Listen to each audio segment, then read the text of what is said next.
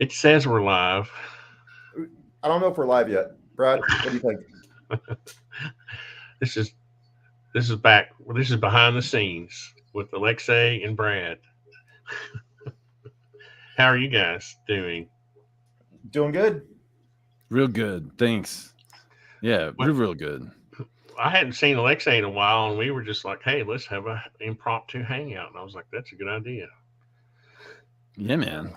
because Yeah. I kind of missed Alexei during the Bernardo interview. So Yeah, I had to work, real life stuff. I'm just he kidding. he's what 7 hours ahead of us, so I had to do it in the morning with him.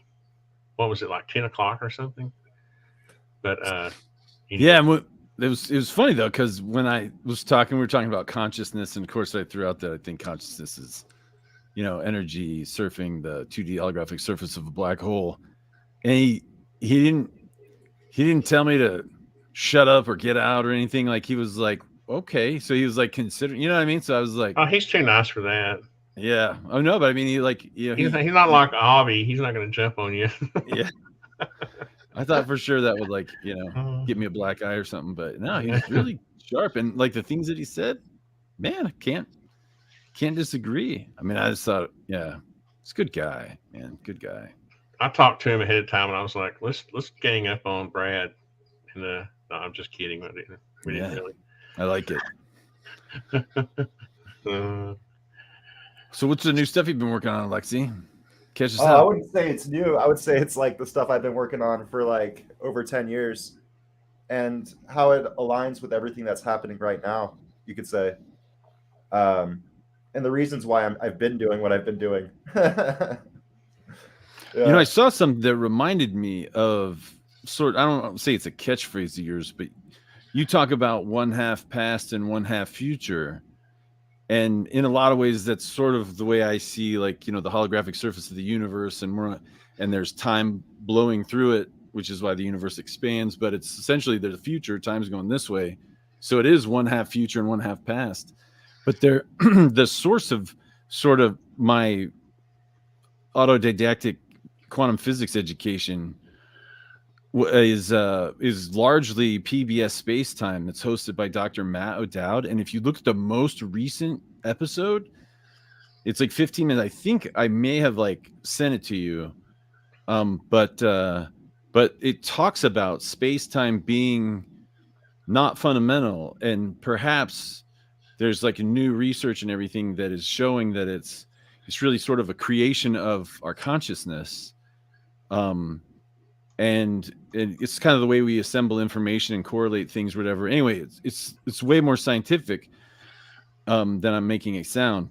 But he does exactly say like one half past and sort of one half future. And yeah, I thought of you right away, and I was like, oh man, you got to see this. PBS Space Time. Dr. Matt O'Dowd puts it out. And if you look at the most recent episode, dude, I think you'll be like, dude, I've totally been saying that. Like, Yeah, no, I think he does a great job with his show for sure. yeah, And I haven't seen that episode, but it'd be interesting to take a look at it for sure. it's brand new, man. There's a point where it just sounds like it's saying your shtick. I mean, it's totally parroting what you say. So Well, I now, think Lex, that's I thought where you'd we're enjoy going. that. I think that's where we're going with our physics too. I mean, what the James Webb Telescope is finding galaxies near the the smooth cosmic microwave background that are way more developed than they should be. How did that happen? Well, it's because our perceptions are being stretched away and crunched. The whole idea of a Big Bang doesn't make sense. We have a relative frame of motion, and our perception of the now is an overlapping of one half past and one half future. And so when you think we're on the surface of a black hole, well, there's an acceleration towards center at light speed. And so you could say inward would be the future and outward would be the past. And so you have the overlapping of one half past and future as you rotate around. So it's like being in a gravitron where you're stuck up against the wall and half of reality is being crunched to you and the other half is being stretched away as light. But in the past, it all reverts back because it's all about how you're perceiving a fluid within time. And that's all related to the inertial reference frame. so where's the The dashboard overlapping of one in half this past and picture? future. Sorry, go ahead. Where's the dashboard in this picture? The what? That's Bernardo reference. I said, where's the dashboard in this picture? That's a The Bernardo reference. dashboard is the reality that you interpret It's the in your reference frame. consciousness. It's our Yeah, dimension it's that so exists. Yeah. So it's like, so you think of your brain, right, as your brain is like in a cave, right? It's in your skull, which is like a sensory deprivation chamber. And your brain is just really interpreting. I mean, this is real, right? Biology. I mean, so even your the brain itself is just a series of I know vibrations. I know that's well, real. your but brain is interpreting signals from your nerves, and so what the dashboard is essentially sort of your experiential existence. Like what you experience is the dashboard. The input is some kind of correlation with reality. We're not exactly sure exactly what reality is, but reality is the little electricity, the output of reality, the input, no, the out. Anyway, your perception of reality is governed by the electrical signals that come from your senses, and you process them in your consciousness, and that's your experience. I think And so. I so, think what we experience is kind of halfway between the dashboard and our brain, maybe. Because we have our bias goes into overlapping with the raw material, you could say. yeah, well, I mean, like what what at least what I understood Bernardo to be saying is that the input from the universe might be wind blowing, right? Like wind speed, right? And so it goes into your dashboard and your plane, and your dashboard is essentially all your instruments that you're flying on your plane, and it'll say altitude, and so it'll Right, but say the pilot is observing the dashboard. He's not. That is not the. I mean, that's sort of the. To me, it's sort of like the translation of the. Of reality. The pilot experiences the dashboard. Then your mind is interpreting your body as well, meaning the physical dimension. Yeah. One thing I wanted to say though about that whole thing was I had 2 or 3 comments that to me on my video, and people were like, "Artist and Tony, man, life it's just an illusion." And I was like, "No, that's not what Bernardo said, and that's not what I know. Life is real. It's like the spectrum of light, the way we see it, the way we transcribe it in our brain or whatever, right? I mean, we can't see the entire spectrum of light, right? But there is still something there producing that light. Sure. Right? There's something producing infrared light, and the thing that's producing the infrared light that's behind the dashboard is a physical.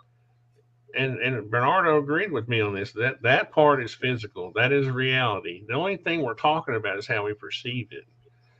Yeah, we're not saying that there's no reality. This is what happens. People take like tidbits of what people say, and they make it their own, or they give it their own little, Yeah. Well, they just take it and they're doing the best they can with it. I think in a lot of ways, it's kind of like, say you get up in the middle of the night and you're walking and it's like the middle of the night, no lights are on, it's dark, right? There's a reality out there, right? Like just say your room is the reality. You might not be able to see it. You might stub your toe on something or whatever. But if all you're seeing is sort of this, kind of black field of nothingness, right? That when the light's on, it looks totally different. It's a completely different sort of reality.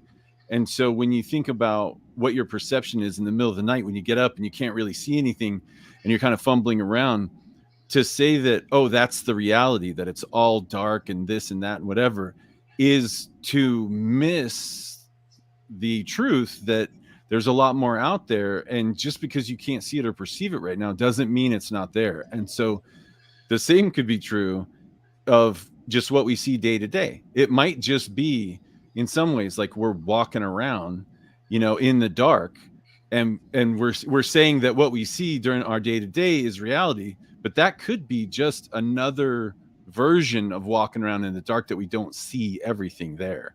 Well, that's why in my the third book I wrote, it's called The Crystal of Time. I go through the evolution of the human senses. And so you could start off when the human being was, scientifically, they would say we were a single-celled organism at one point. So what would be our science? Say we do science when we're a single-celled organism, the most primitive archaeobacteria possible. We've literally got wall or no wall, and we do science. And then we gain, codons, and now we can feel the structures of molecules. So that you could say that's taste or smell. So now we have no wall, taste good, taste bad. Do science. Now we've evolved a little bit more to where we can actually hear things. Now you get a Doppler shift based off of sound waves crunching. So you can kind of create a three-dimensional structure in your brain. You have a reality based off sound. Do your science. Now we have eyes as a human being, and do your science. So that's where our science is at right now. And our science is basically based off of our evolved senses, which ultimately stem from, I would say, 3 orbits of experience, because it's all energy. And like you say, our brains are basically blind and living within our skulls. And at the end of the day, it's all harmonic relationships, and it's all relative to the inertial reference frame. And so you could say that all this energy that's orbiting the center of the Earth, even the matter, is one orbit of experience. You could say the orbit around the sun is a second orbit of experience. We get our senses of matter, sound, touch, and taste from orbiting that center of the Earth. We get our sense of vision from orbiting the center of the sun. Well, we get our sense of time from our greatest orbit within the greatest inertial reference frame of infinity. Like the overlapping of, our greatest inertial reference frame is what ultimately decides that electromagnetic relationships of our inertial reference frame. And that's our sense of time. And so ultimately, we only have senses from 3 orbits of experience: that of the Earth, that of the sun, and that of the center of all moments. I think that makes like most of what you just said, I'm totally with. The only thing that I would caveat is that I think, of course, that I think our consciousness is on the 2D holographic surface of the black hole, and we're recording information in our memories and DNA, and when we die, our consciousness leaves the surface of the black hole as Hawking radiation. We carry that information with us. And that's like, Hawking, Gerard de Hoof, Leonard Susskind, they talked about how sort of, the Hawking radiation is information coming off the black hole. But so the only thing I would say is that I think our time is the relational experience of the changing hologram, what it was from this moment to this moment to this moment to this moment. And it's the mechanism. I think we fulfill the mechanism of the law of conservation of quantum information. I think we record information about the universe in our memory. And when we die, that's the Hawking radiation that comes off. And so you're saying, or I'm hearing you say that you think that your theory is that there is a time flow and a sense of it. Hey, man. And that the only thing I take exception with, and I'm not sure, well, I can't really say take exception with, I've been under the impression that it's this, that it's the changing of the hologram and how we correlate that as information that creates a flow of time in our memory. But when it comes to the human body, ultimately it has to do with like the conscious snapshot, how many times we're taking a picture of this changing reality, which ultimately relates to the brain harmony of the human and how those fundamental brain waves interact with that greatest inertial reference frame. Dude, you have got to watch that show. You've got to watch the most recent Space Time. He talks about that. Seriously, he talks all about that. Well, let's say hello to Patrick. Let's say hello to Patrick. Hey, Patrick. Hey, Patrick. Yes. How's it going? Patrick, how's it going, man? Do you all know Patrick? Have you met him? Patrick and I met, I think, a few weeks ago, right? Yeah, we had a podcast a few weeks back, I think. Yeah. I've seen you, but I don't know where. I had Brad on one of the Pi-Fi shows. I found him very interesting, like you guys. Mostly morbid curiosity way, probably. I'm also trying to get Kurt to invite you on, Patrick, but I may be a lost cause because he doesn't listen to me much. How are you, Patrick? I think he'll get on there. I mean, Brad and I got lucky. All 3 of us actually got lucky enough to have our 5 minutes of fame on the Kurt show. Yeah, that's true. Patrick's next. There you go. If I can get on there, anybody can get on there. So, Patrick, I have hope for you. Patrick is another smart guy. What have you been working on, Patrick? Oh, I'm sorry, my audio was out. Who were you talking about? Oh, we were talking about how we all kind of met through Kurt, and I had suggested that he get you on. He was asking what was he asking the other day? He was asking about YouTube channels or people we want to see, and I said, hey, you need to get Patrick Compton on there, and I put a link to your channel. So. Oh, thank you. You're talking about Kurt Drum Uncle? Yeah. That's awesome. Yeah, I followed him for a while. He's doing really good work. Yeah, it's good to meet you, Brad. By the way, I've a few of your interviews as well, and I really support what you're getting at the moment. Thank you, sir. Yeah, Thank you. Well, Alexei, Alexei kind of teased us earlier with something. You said you were doing some work on something, or Well, what I was trying to say, I mean, I've been working on a single project, but it's a whole bunch of projects that converge for a certain reason. And I've been working on it for like 10 years at this point. And the converging has to do with spreading a message of world peace through like art, poetry, a new understanding of Amen. physics, perhaps, all of that stuff in combination, and then getting it out there. I mean, that's why I do the piano shows I do. That's why I made the playing card game, the skateboard, cartoon characters, coloring books.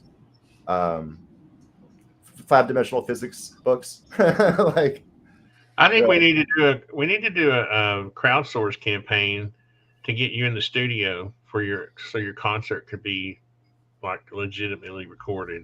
I think that would be fun. Alexei's a really good pianist, and I don't know if you all have ever seen his live show, but it's really good.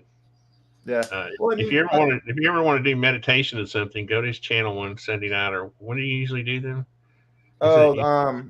I don't know. It's been a few yeah, weeks. I used to watch them on Sunday nights. It seemed like you did them on Sundays. But, yeah, I was going to do one last night, but I just ended up watching the sunset for too long. And even tonight, I didn't want to leave, but podcast night. You're staring at the sun again? Every morning, every night, tuning my body to the natural flows of space-time, to actually be in tune with harmony. Better be careful when you get my age. You'll be seeing floaters from looking at the sun too much. Well, I mean, like, clearly there's like a lot of mayhem in a way going on the planet, like different power struggles going on, a lot of war. And so, like, what's the ultimate cause of that? Where's the root of it at the end of the day? And for my opinion, it comes down to like a philosophy that's being taught to the kids. They don't really have a proper philosophy. Like right now, we're all being taught to make money, buy things, and own things in a way, and that equals success. But that vision of success isn't really in tune with nature. It's kind of a diluted expectation of success, and it ends up making people have a lifelong journey of anxious pacing to where there's never any true fulfillment with their inner spirit. And so, I mean, that's why like you got to like in a way market towards children a new philosophy, but at the same time be really careful to what you're saying with kids, right? Like, yeah, man. Yeah.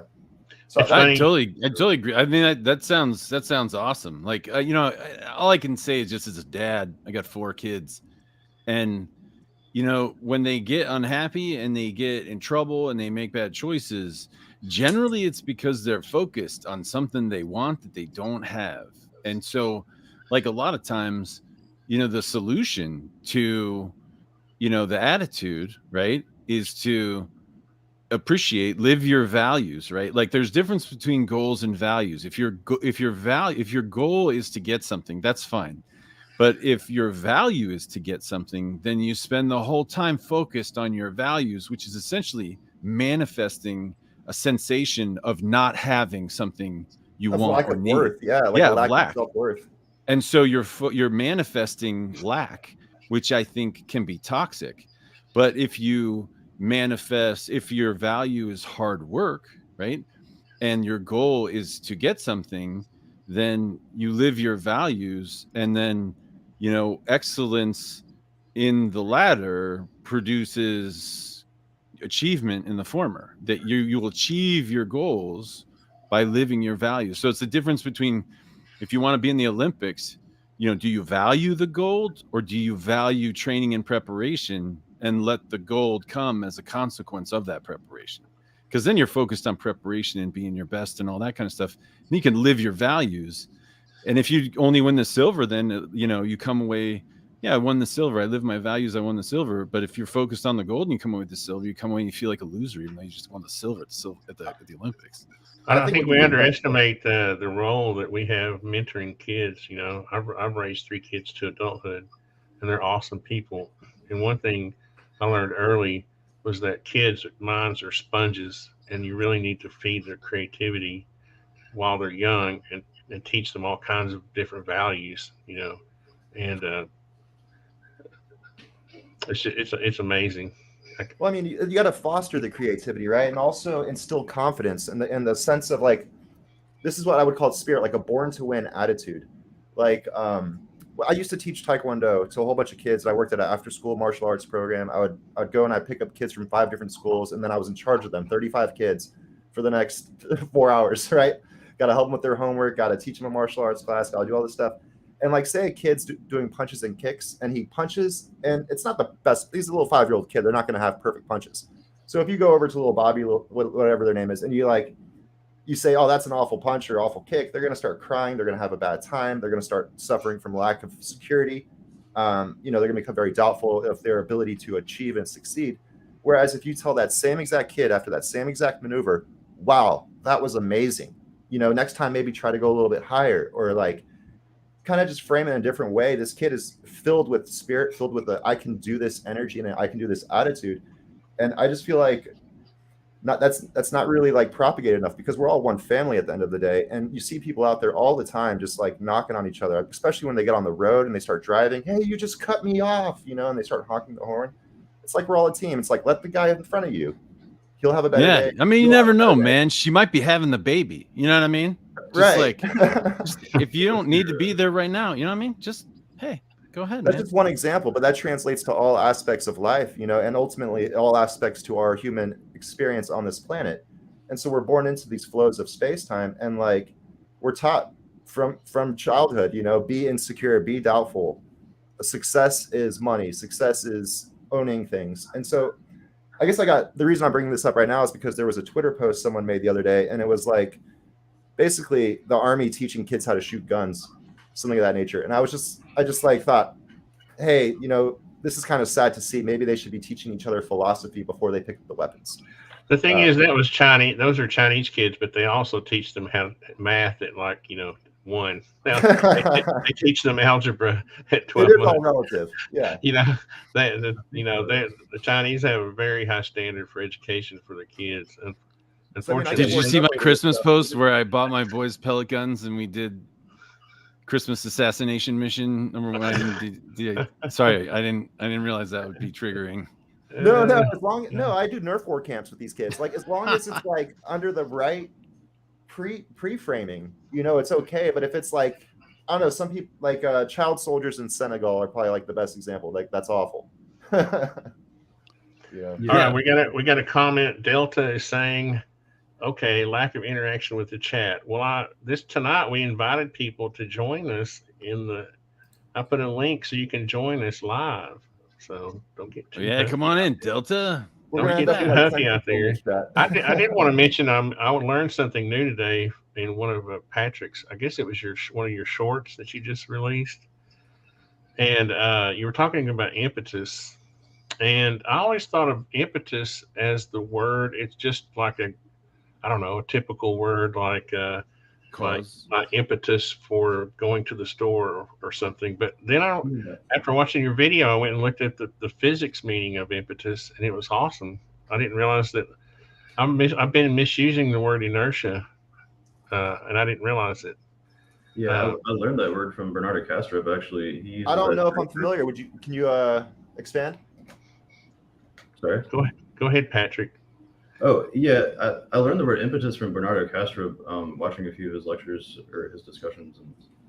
And he uses it to refer to, like, what is the initial drive, or, like, what is the initial driving force. So that's kind of what we're, like, trying to uncover with our exploration of how physics applies to the mind and the brain. To me, I just thought the word was interesting today because I was reminded of another term called the imp of the perverse. This is a term that goes back to Greek philosophy. This is basically describing the urge to do something that you shouldn't do. This is one of the things that is described under this category is the call of the void, I think is what it's called. Like when you're standing on a ledge and you have like this sudden urge to like actually jump off the ledge or something like that. Like that's referred to as the imp of the perverse. And I believe that's tied to that, like the impetus, like you have the driving force that you don't know where that driving force is coming from, but it's something that you're trying to like understand. Well, and Google says it's the force that makes something happen or happen more quickly. I never related it to the actual force. I thought it was more like a motivating factor. I thought that was really interesting. I don't know why. I find weird things interesting. I thought your video was funny and educational because I went and looked up the word after I saw your video. Yeah, they had a weird description for it. I forget what it was now. But it was very odd. Oh, it was something about uh, hit the booster coil before the flywheel loses all of its impetus. Oh yeah, it's like such a random example, but yeah, it's appropriate, I guess. Uh, but anyway, Delta in the chat, what did you want us to interact with you on? Because I was hoping people would join us, but if you want to ask a question in the chat, go ahead. He's grounding live harmonics into the earth. Okay. So that, go ahead. So this funny thing happened. I just released a episode called Truth at the Speed of Smell.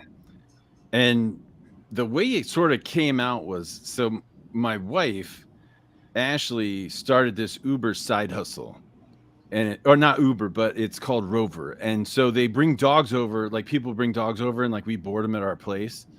And so essentially she gets paid while I watch the dogs because I telework. And so I telework from home.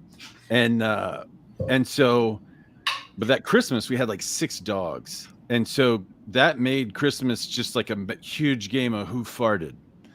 And the dog, because all these dogs farting all the time. There was this one dog, God, what was his name? I can't remember his name. Anyway, he was really gassy.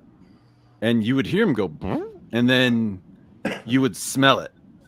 And so and this happened like right when he got there. What was his name? I can't remember his name. Anyway, he was in the my house is sort of big on the first floor. So maybe where the great room is maybe 40 feet away from where I was standing in the kitchen.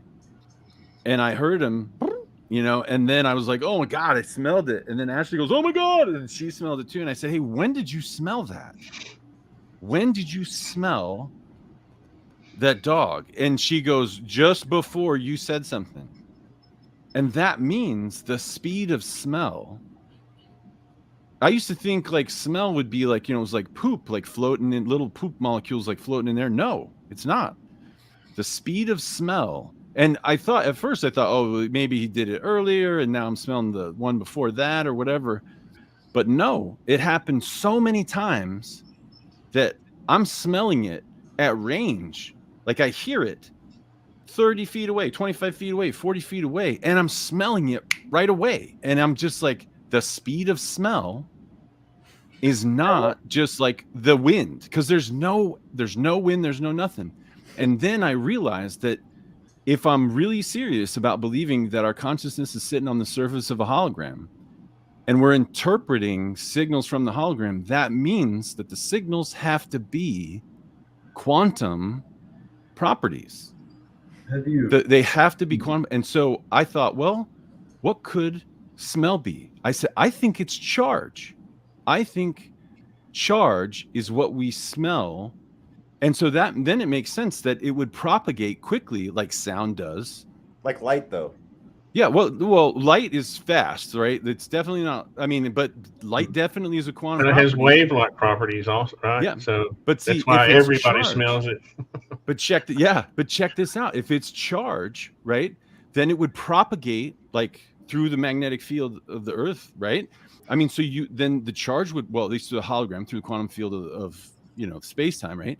And so, but then I was like, well, okay, if that's true, right, then I would predict that things that are chargeless is what's odorless. Can you Faraday cage a smell? If it's charged, yeah. But see, here's the thing. If you what think about gases that have odors? No, but think about it. That's what I was talking about. So methane, CH4, is perfectly neutral. And we can't smell it. That's why they have to add sulfur to it for us to smell it. Water. Same thing with natural gas. That's natural gas. Yeah, CH4. And so methane. Well, CH3. Methane, yeah. Methane could be a psychosomatic effect. I just wanted to say again. Sorry. What, Patrick? I'm having a bit of lag. Sorry, I was lagging a bit. Do you think that this could be like a psychosomatic thing? Like it could be because your brain has been predetermined or like has been primed for this smell and sound association like 20 times before that do you think that could be triggering this smell sensation, No. like an epiphenomenal? Could be, No, but there were times where I have could a- I have smell a it and proof didn't hear for- it. I have a proof for this. Okay. Silent but deadly. Listen, saying. I have a proof. Okay. I used to keep bees. Okay. And one time, my bees were always lovely. They loved me. I could pick them up, all this stuff, right? One time, I accidentally squished one. Okay. I didn't kill it. I just kind of put pressure on it, and his little butt went in the air, and he was mad. And I mean, instantly, that pheromone. There's no way that pheromone that he put off could have traveled as fast if it was just little. You know what I mean? What's weird is instantly 5 or 6 other bees came to his aid. I mean, They zapped me. Yeah. So it's not something that we're perceiving as something physical. I see. Yeah, I mean, I can definitely assume that. I watch dogs communicate with scent, and I mean ants. Like the etymology shows us just how very much pheromones can come into play. And I feel like, I mean, I don't know enough about quantum physics or enough about like physics in general to say, but if there are evolutionary mechanisms that could grant the brain an advantage in not just like association after having learned the smell sound association, but like actually have I guess a metaphysical or like beyond what our physics can currently calculate, some kind of association there between the emanation of the sound and the actual smell trigger in the olfactory glands. Yeah, I mean, I think I think that could definitely play a role, but there's all silent but deadly too, right? Even though you don't hear it, you can still smell it. And if the trace is the same and the experience is the same, like if all of a sudden there's like, there's no sound and I'm like, oh, and then like, and Ashley's like, oh my God, she smells it at the same time too, right? Then it's kind of, yeah. Or if I don't say anything and then she's like, oh my God, and I hear her saying, I'm like, yeah, I smelled it too. And you know what I mean? But you both heard it, right? Well, sometimes we heard it, but then sometimes you don't hear it. But the reason that hearing it was important was because when you heard it and it's like boom, boom, and we both get it at the same time.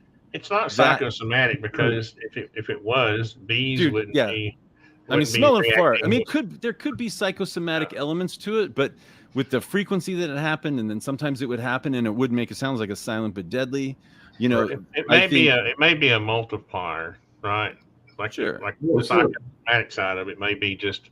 I just want to say to Patrick's point, have you ever seen where they basically get a person's arm and they put it on the table next to him, and then they cover it with a cloth? Yeah. They put a rubber arm on the table where the other arm would be.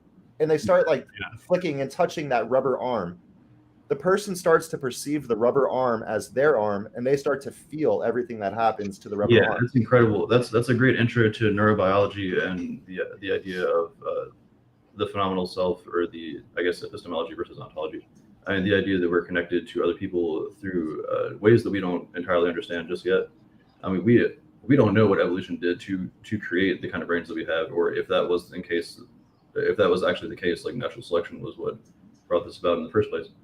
We don't know what advantages we have to take hold of in that regard. What this proposal reminds me of is what Jung was talking about. I think in his discussion with Freud, when he was talking with him for like that 13-hour session when they first met physically, Jung had a moment where like he heard, or he predicted to hear a sound. He was like, in 1 second you will hear a knock on your bookcase. And then there was a knock, and Freud was like, "No, that's poppycock. That was just coincidence." And then he's like, "Guess what? It's going to happen again." And then it happened again.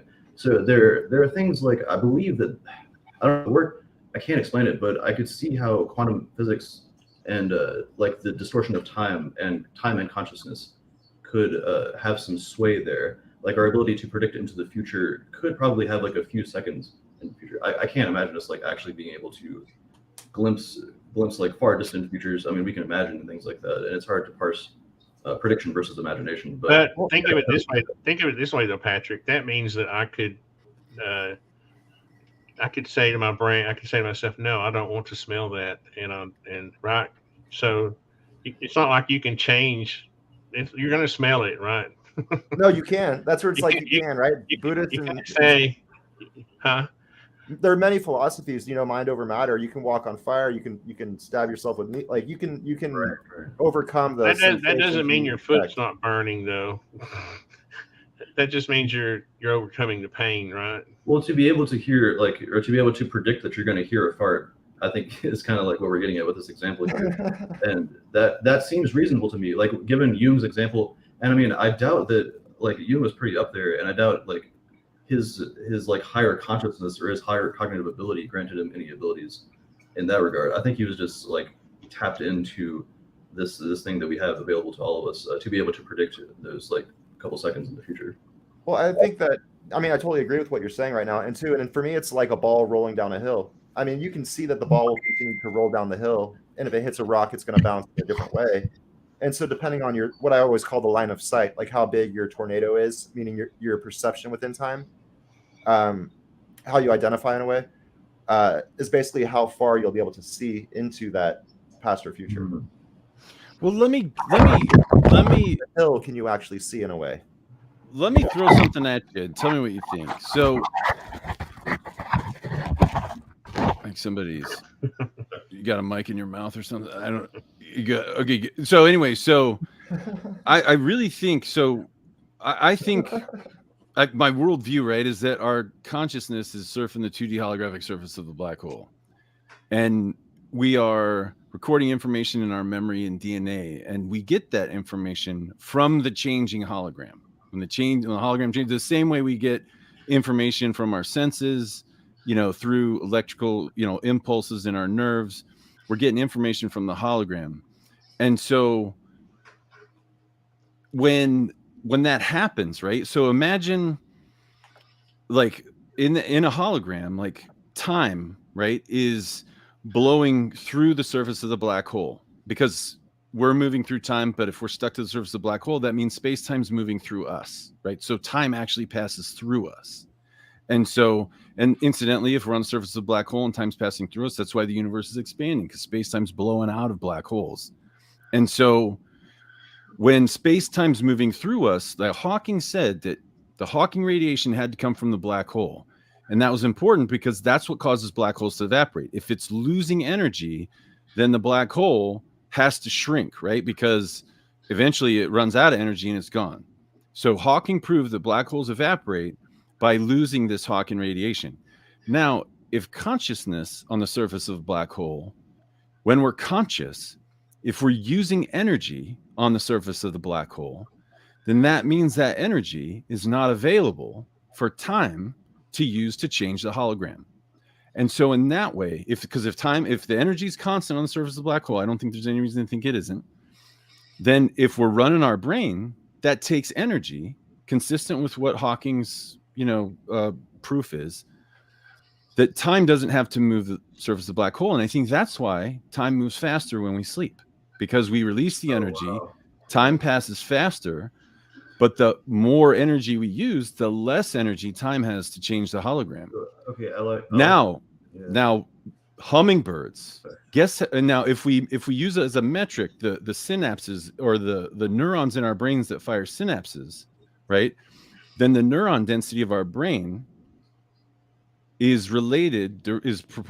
directly related to the energy we suck from the hologram, essentially the energy density we suck. So the human has 53 million neurons per gram in their brain, right? Guess how many a hummingbird has?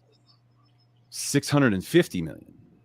So now the neural density of the hummingbird's brain takes more energy density off the black hole. So its time moves way slower than our time.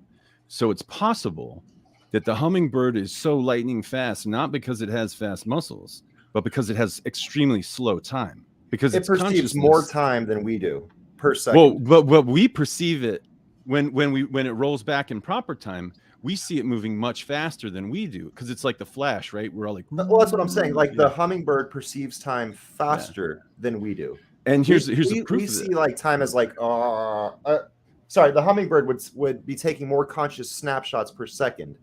Right. Is an easier way of putting it. That's a great that's a great analogy, because in vision science they use that snapshot metaphor. Just to jump in here for a second, like there's a study that was done, I mean, they had people jumping out of planes with a timer that counted down milliseconds. Yep. And when their adrenaline was up like that, pretty much at the peak of a human's adrenaline that it can be, they were able to actually count those milliseconds and like see. I don't know if it was the second decimal place, it might have been the third decimal place. I want to say they ended up hitting 500 frames per second though, right? Because they quickly flashed like different images, and they were like, could you see one of the images? And they were going at about 500 frames per second during that adrenaline rush. And normal vision is like 60 frames per second. That's why we try to match that with video games. Around 60 to 200 is what we experienced throughout the day, apparently. Exactly. And so that's why, going back to what Brad was saying about how consciousness is sucking energy off the surface of a black hole, the faster the rate is, the more energy you're pulling from it. That's why I created the model called the crystal of time, and also time atom, where each one of your brain waves, delta through fast gamma, is actually tuned to a different surface in this black hole. Because delta waves, you could say, are centered around 2.5 hertz, theta would be 5 hertz, alpha 10, beta 20, slow gamma 40, fast gamma 80. And so basically you have this fractalized ability to perceive a manifesting realm within time. And so when you go into a delta wave or theta state, your sleep state, you're actually further away from the center of time. You perceive time a lot slower. You have less conscious snapshots. When you in your beta or fast gamma state, you're actually taking more snapshots of reality. And so you perceive time faster, because time dilations and Lorentz contractions also exist in the mind and how we perceive reality. It's not just a physical thing, but it's also in a way a mental thing based off frame rate and snapshot. Right. And here's something that here's the proof. So I was like, well, and I did this episode called Using Consciousness to Slow the Flow of Time. And I looked at bees, right? They beat their wings 600 times a second. Guess what? They have like 1 trillion neurons per gram in their brain. So the way you could prove this with an experiment would be to just take a small analog clock, surgically implant it into a hummingbird. And if I'm right, then inside the hummingbird, time moves will be accelerated relative to us. And so that clock, the control clock on a desk, would run if surgically implanted in a hummingbird, it was awake or whatever, then you took it out, the one in the hummingbird would have to be ahead of the one that was on the desk. I half agree, right? Well, I mean, but here, check this out. Let me follow that up with, and I was like, well, I can't really do that, right? I don't have like hummingbird surgery set up and everything. So what I did was I thought, okay, well then that means though that when surgical devices are implanted in humans, that means they can't run right. They can't work right. They would also be dilated the same way. And guess what? If you look in the medical literature about pacemakers and any kind of timing device that's surgically implanted, a huge problem that they call it a calibration problem. They're always losing calibration. Doesn't matter. You can't put a timing device inside a human being because it will always lose calibration. It will always run faster. And if you put a device in somebody, and then you put the same device like on a clock, in Miami, in Florida, even if it's 96 or 98.6 degrees in Florida on the desktop and 98.6 degrees inside of a person, the 98.6 degrees, inside the person, that timing device is going to run faster than the one on the clock every single time, no question about it. And the fact that you're talking about adrenaline rush, which caused the perception of time of human beings who were looking at, whatever they were looking at, it was causing them to essentially dilate their time even more. I think now I'm starting to, I used to think I was pretty sure that's what's going on. Now I'm completely certain. Yeah. Do you mind if I put another idea out there? Yeah, man. So I'm very much into cognitive science at the moment.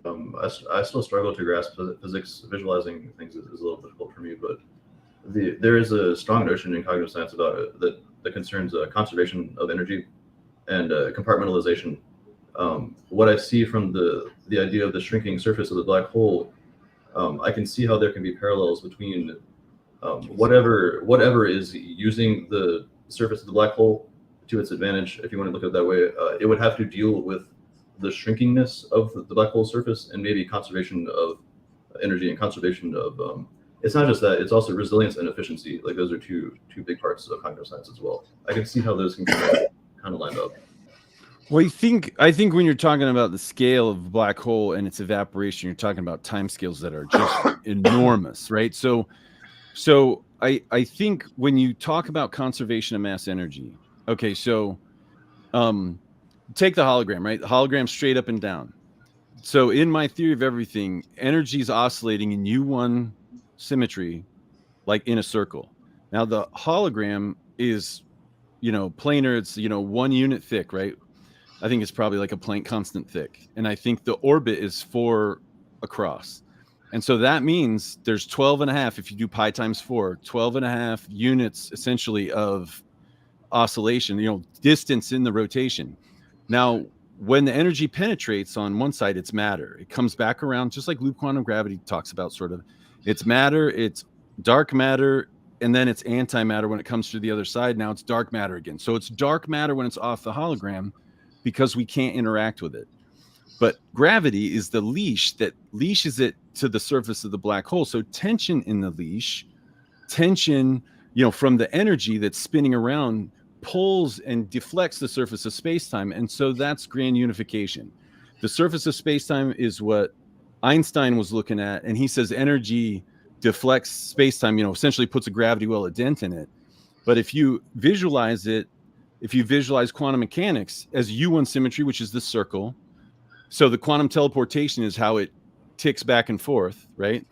It's dark matter when it's off the circle, and it's observable matter when it's on the hologram. Now you're dark matter, and if the orbit is 12 and a half because it's pi times 4, then you have 10 and a half off the hologram, and then you have 2 ticks where it's inside the hologram, and that's your measured in physics. That's your measured dark matter ratio, 1 to 5.25. 1, essentially 2 to 10.55. So that's your actual measured ratio of matter to dark matter. So you have the origin of dark matter that's mathematically derived, right? You have quantum entanglement, which is the connection between those 2 points, those antiparticle pairs that are on the hologram together. They're quantumly entangled, which is why when you know the state of this one, it's curving back around, going back through time, opposite charge, opposite that. And so that's the antimatter pair. So there's even if the distance is longer than it would take the speed of light to get to the other one to tell it what to be, you already know what it is because it solves locality because it's the same particle. So could I share a photo? Yeah, go ahead. First of all, I want to say your daughter looks nothing like you, Brad. Okay. I know. Lucky for her. She's actually the spitting image. I need to put her to bed. So Yeah. can I break for a sec? Yeah. I need to. Yeah. I'm going to share a photo right now that actually talks about what Brad was just saying real quick. Let's see.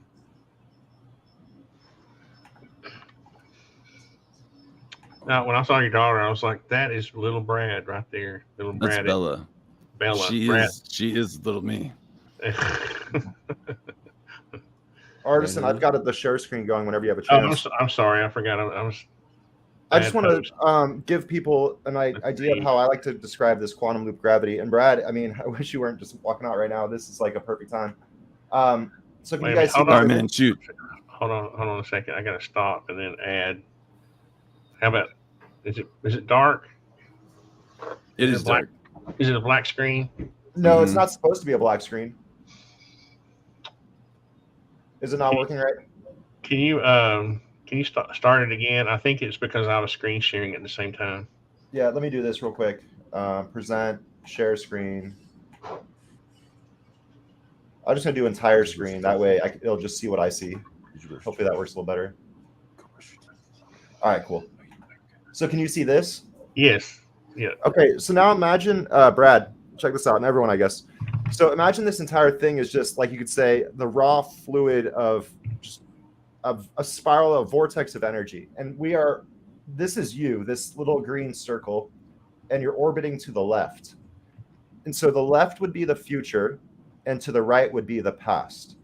And now just think about how your body, like using Einstein's theory of relativity about Lorentz contractions and time dilations, would perceive a singular fluid in time if you're actually on the surface of a black hole while orbiting, right? So in the future, this raw energy is just normally energy, but now you're starting to perceive it. And as you perceive it, it crunches into experience. If it's between the center and this spot, it's actually crunching to you. But if it's on the outside, it's stretching away. And then in the past, it actually, the same fluid, the same bits of information will be perceived in two different ways per conscious snapshot. One half past, one half future. And so it crunched and stretched away. And then in the past, this outer energy is actually being crunched to you, creating matter, and it's stretching towards the center, creating light. And that is actually like quantum loop gravity, but shown in a nice little picture here. And what you see is that the future is more dense than the past, because as you're orbiting left, you would perceive this as more crunched. This would be more stretched. But also the outer is more stretched and then becomes more crunched. Meanwhile, the inner is more crunched, then becomes more stretched. So it's how our bodies are perceiving a fluid within time. That's why the Big Bang just doesn't make any sense. And why quantum loop gravity has a lot more credibility, you could say. And what Brad just said is on point, in my opinion. Because the energy continues to orbit through faster than the speed of light outward, faster than the speed of light inward, and we're just perceiving it as it's within our dimension of experience. But there's an ejection point, also a reinsertion point. Yeah. Yeah, I mean, I think we're close. I think you and me need to sit down with a beer and a drawing pad and just kind of like start slashing, like drawing stuff, because actually drawing out an idea. Yeah. I mean, because we're close. Man, I gotta go. I'll be right back. Okay. Right on. This makes me think of Eric Weinstein's proposals. Actually, quantum geometric unity. Sorry, the shapes that he uses to describe this and the metaphors he uses seem to align a little bit with the metaphors that Brad was using, talking about like time curling back in on itself and things like that. Also, the idea of like spinners and Feynman's proposals. I can see how that can kind of line up a little bit with that. Well, it's hard. It's so hard for us to really describe time and our experience within it, because we have a body that evolved secondary in a way to natural flows or natural orbits of space-time to begin with. And so now we have to describe, how do you get matter, light, and sound all from a singular motion within time? And that's why I like that drawing that I just made, because it shows how matter can be crunched to you, light can be stretched away. Then the matter from the less dense realms, meaning the smooth cosmic microwave background, are being crunched back to us and stretched to us again as we're perceiving a now moment, all relative to our inertial reference frame within time. And sound would come from the difference in size, because the future is a little bit more dense than the past, but the density of an object depends on the center, how far away it is from the center. It's like the conscious snapshot, the frame rate we were talking about. So as an object becomes more dense, it actually is closer to the center of time. If it's less dense, it's further from it.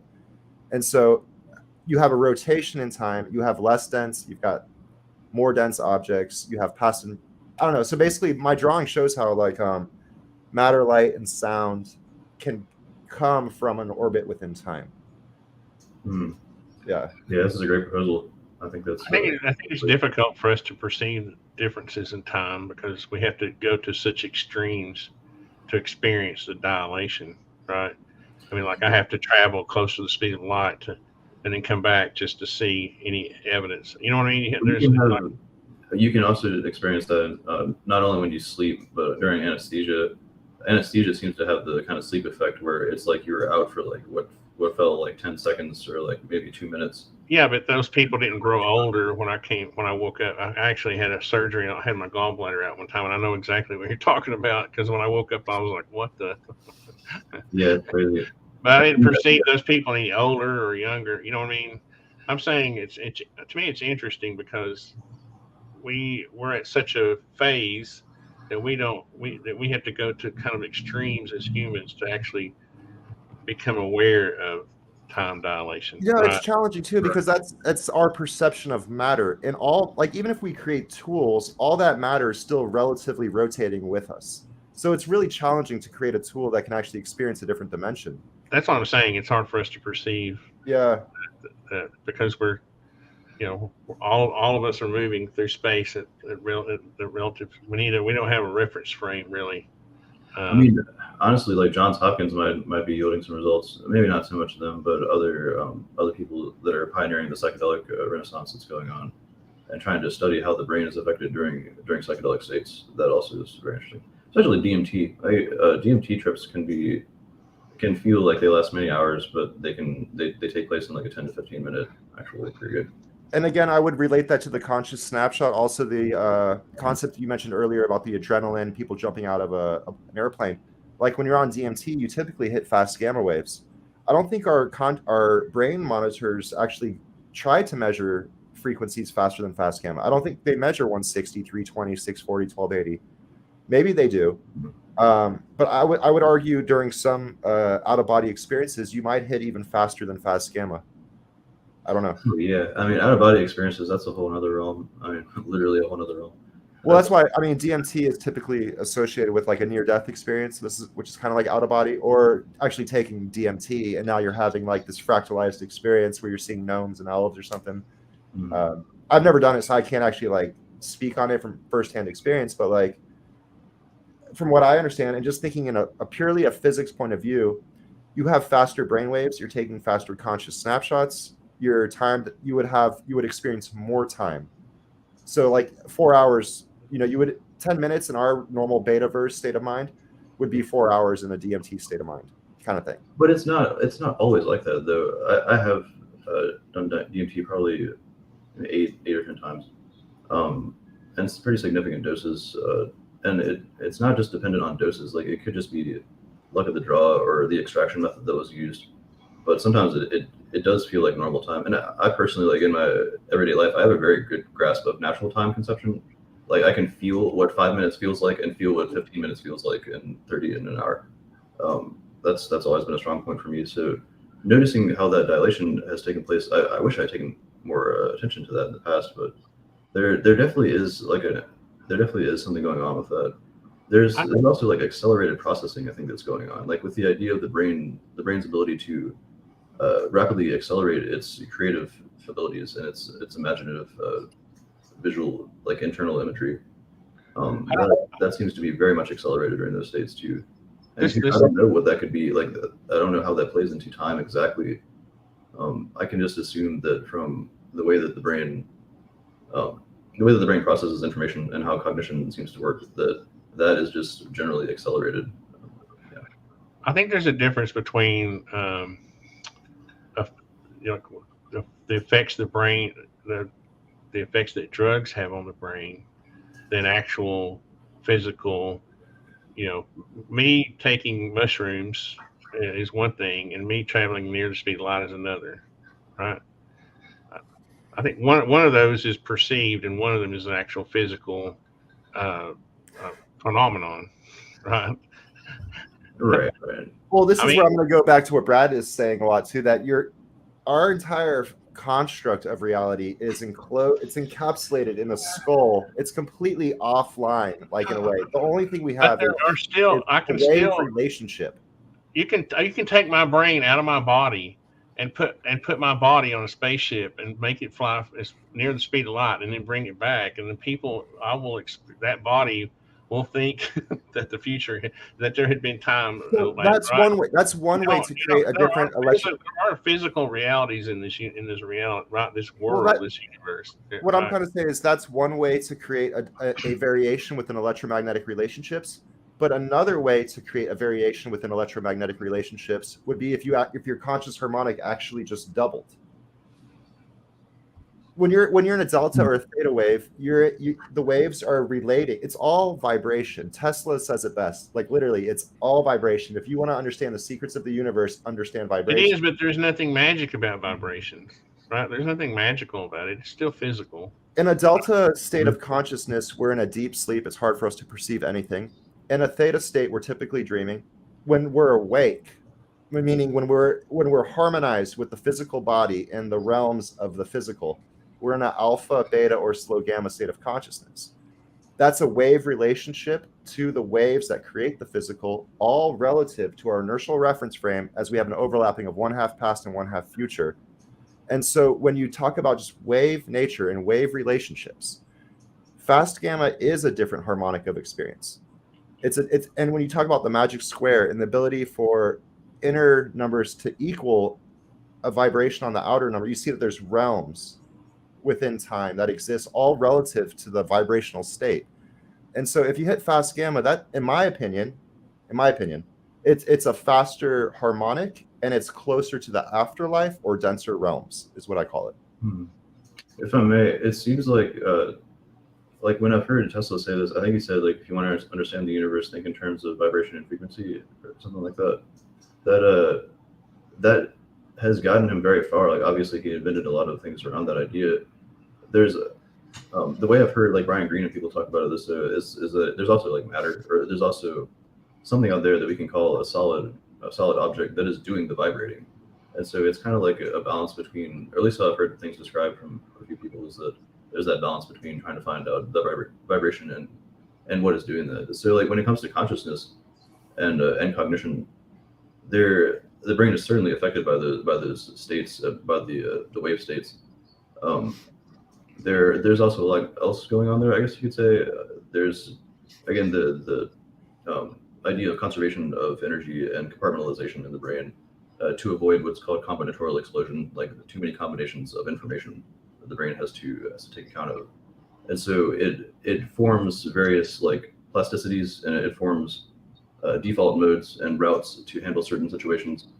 And it also has various feedback loops and like redundancies that seem to be backed up by the subconscious brain and also interacted with and mutually afforded by the conscious brain, or like the neocortex. I don't know where to go with that either. I'm just kind of throwing that out there. So that's where I guess what I try to do is like, it's so challenging because I try to think of it all in vibration and waves, and that the physical is also, I mean, because quantum mechanics shows us that matter is bubbling in and out of solidity from the soup. Mm-hmm. So it is all waves, it is all vibration, it's all in motion, and it's all. Or it's like predominantly vibrations, like you say. Yeah, I mean, even the whole human body, our perception of matter is only matter to us. And when you think about the fractalities of experience, like, it's I don't know. It's challenging. I think what it is, we're four-dimensional beings, right? Like when we talk about perception, it's just that's all it is our perception, because we can only perceive on certain levels, right? As humans, we can't perceive the quantum state. We can't perceive quantum fluctuations. But that's still physical attribute, right? That's still a physical phenomenon.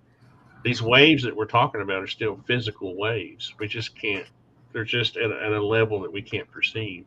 Right. There's nothing sort of magical about it. And that's why matter typically follows I don't think we get to magic until we get to our conscious that level, right? Yeah, I mean, what I question is our ability to, like, there's a quote that's goes something like, evolution didn't make us any more conscious than is necessary for us to reproduce and to eat. Like, why should we expect to have any more cognition than that, or any ability to do that? That makes me think, like, why should we have any ability to tap into or be able to guide these waves in any way? And that's where I get like my red flags for the mysticism come into play. But I think what you're proposing is quite sound. It seems like these could be mechanisms that evolution allowed us to perhaps take advantage of and tap into, but not so much like manipulate and like use telepathy or like, put thoughts in people's minds and things like that. And I personally think we were created with these limitations. That's kind of my theory I've always had, is that humans were created by our creator with these limitations, right? So there's only so much we'll be able to eventually perceive until we pass on until the other side. I mean, that circles it back to what Brad and I were talking about in the beginning about the evolution of conscious senses to begin with, and how we only have senses from 3 orbits of experience. And even those three orbits of experience, like our range of frequency of hearing is very limited. Our range of frequency of vision is very limited. And so is our range of frequency of conscious harmonics within time. It's very limited. Well, so let me just push back a little bit about mysticism, because I've really started to kind of noodle some of this and really kind of engage, and I come back to this paradigm of a holographic surface of a black hole where it's a hologram, and the quantum fields are in the hologram, like we talked about the hologram. And so like the electromagnetic field, like, just pretty much every quantum field that's there for like, the quarks, the electrons, all those quantum fields are there. But that means, though, is that just like truth at the speed of smell, when we start talking about, a charge, I can smell a fart, right? Because it's a charge and it propagates through the quantum field, right? It propagates through the electron quantum field. That means, though, but if you think about that now, if that's really what a fart is charge density that's dispersing through the field. Imagine if you're still firing synapses when you think. Your synapses perturb the coexistent pervasive magnetic field of the Earth, right? And the quantum field of the electron. So when you think, you're firing synapses, you are perturbing that field. Now, it's not inconceivable that if, when I consciously think, I'm writing to the magnetic field, my synapses are perturbing the field too. Imagine if I could change my state. There's nothing that says, I don't think anybody could argue that there's nothing that says I couldn't achieve a state of consciousness, because we all know that I'm in a state of consciousness right now where I'm writing to the field, I'm perturbing the field, my thoughts are causing quantum fluctuations in the field. I don't think that's disputable. But imagine now I achieve a state of consciousness that isn't in write mode, that's in read mode. Now, is it possible that the perturbations of your thoughts and the things that you're doing are things that I can detect? I'm not saying I can, but there are a lot of anecdotal observations where people like unequivocally say, I know something bad just happened to my brother, and they pick up the phone and they call, and it's true. Now, people can say that's anecdotal and that's not real, and that they could be right. But what I think is true, because I think that our consciousness is on the surface of the black hole, and that the resolution of the black hole is space-time, right? So it's, in some ways, like, when you're playing Call of Duty or whatever, the further something is away, the smaller the resolution of the pixel is. And there's parallax motion that gives us kind of the illusion of 3 dimensions, right? That's what a hologram, that's how you perceive depth on a hologram. It's the resolution and sort of the parallax motion when things move. And so when you talk about the guy Freud or whoever he was, who says that thing is going to knock in a second, imagine Jung or whoever, imagine on the hologram, if his conscious perception, because like if maximum pixel size is now, right? Imagine if his consciousness was attuned to a bigger pixel size that was sort of in some ways behind him on the hologram, or in a different moment in time. If his consciousness was tuned to what's going to happen or what he's going to hear in 1 second, just because he's looking at a different resolution, it's conceivable that he could anticipate signals that happen if time is resolution and perception. You perceive different resolutions.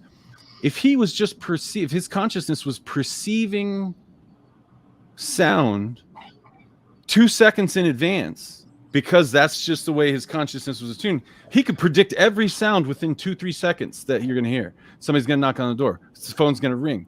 So it's not inconceivable, if you accept the sonic gravity theory of everything, if you accept my Rosetta Stone of the universe, where we're on this hologram and we're receiving data from the hologram, if you would concede that by tuning your consciousness, you could receive different information from the hologram, it's not inconceivable that things that appear to be mystic are actually real. You know what I mean? Yeah. Let me ask you this. You made me think of a question here. With using the analogy of the farts, I normally wouldn't do that, but since you brought it up, it's all me. What if dark energy is sort of like the interpreter, and it allows, it's what allows faster than the speed of sound or light, right? So when the gas is passed, dark energy already holds the cryptology to what that means, and it's instantly transferred to another person at a distance. Is that kind of completely crazy? That's exactly what I think it is, because now if you carry the sonic gravity theory of the Rosetta Stone in the universe, right, space-time is blowing out of the black hole. We know that if we're on the surface of the black hole sort of is relatively fixed, but time is moving through us. It's not space, it's space-time. And so if we feel like we're moving through time and we're stuck to the surface of the black hole, that means time is actually moving through us. But it's not just time, it's space-time, which means space-time is blowing through us. And that means space-time is blowing out of every black hole. So, and that's why the universe is expanding. And that's why the universe is expanding the further out you look, because there's more black holes between us, and the further out you look, the further out you look.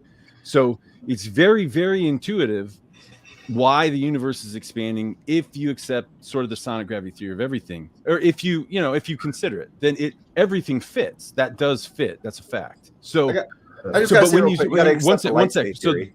okay, give me 1 sec though. So the dark energy is what consensus physicists ascribe to sort of the mystic expansion of the universe.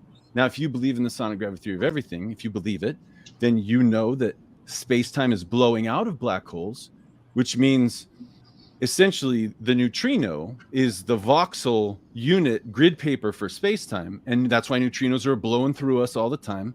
Neutrinos are carrying the information of the changing hologram as we experience it. And do you mean like the voxel, like when you're talking about neuroscience, like where they talk about, they try to measure the brain in voxels or like segments? Yeah, well, so a pixel, right, is a pixel is essentially a grid point on a 2D surface. A voxel is a grid point in a 3D surface. Right. Okay. In a 3D volume, right? Yes. And so it's of course it's a holographic universe in my theory of everything. So it's really not a voxel, but we're talking about resolution of the hologram. So it's a proxy for, but we can just think of it in terms of 3D because it's right. That's what All right, so we have a request here for Alexei to say something from Shelley Montgomery. I don't remember what the question was though. I had a whole bunch to say, and I just want to say, like, Brad, I love the theory, the sonic theory of everything, or whatever you call it, like, and if you believe in it. Man. But I just want to say, like, I think it's just physics. Yeah. Like it is. It's all. That's how I made it up. All I did was take everything that I think we really know, and I put it together and said, okay, that's it. And wherever it didn't go, I tried to see what was right, or what was an interpretation of a measurement, or what have you. And I kind of put all. So I'm not really the funny thing is I'm not really making anything up. This is all stuff that I learned on YouTube about quantum physics from Dr. Matt O'Dowd on PBS Spacetime, or other places. So very little of it have I made up. And the funny thing is that if anybody like tries to kind of, a lot of times, physicists will be like, oh, that's horse crap or whatever. And like, if they start talking to me, man, they just got nothing. Cause I'm like, well, explains this and this and this, and the Einstein de Haas effect and blah blah blah, and the G factor, and it's like they're like, so that's what I shut do up. They go, I mean, it's just like most of this stuff I haven't made up. Most of it, all I did was just learn what we knew and kind of put it all together. Well, I 100% agree with you is what I'm getting at, and I call it like a general light state. So you could say every single point in the universe has a general light state. Okay. That means that it's being focused in from every point in the universe. And so you could create volumetric light state flats. And what it's like a hologram, right? A sky flat is basically a two-dimensional pixel view of the incoming light from space. But when you consider a volumetric light state flat, it's the three-dimensional volume of incoming and outgoing light. So the energy that's actually coming into a point and the energy that's coming out of a point. And that's what I would call a volumetric light state flat. And then in the book, I describe how the smallest one would be that of the Planck voxel, and the biggest would be that of the universe. And so you can have different volumetric light state flats. Sure.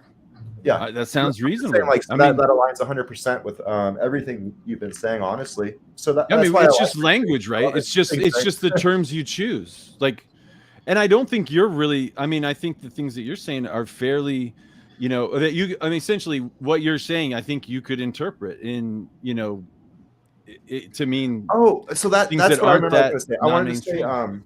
based off of exactly everything you just said, how consciousness creates wells of perception and things of that nature.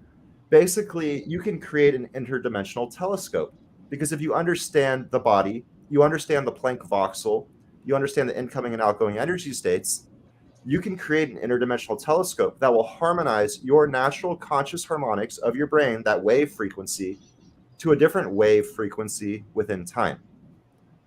So we can Well, I entangle. think that's what Patrick was talking about. Jung did, right? Essentially, he was looking, or he was hearing 2 seconds into the future, potentially, if Yep. this theory of everything is true, where time exists at all time, all the same, all at once, right?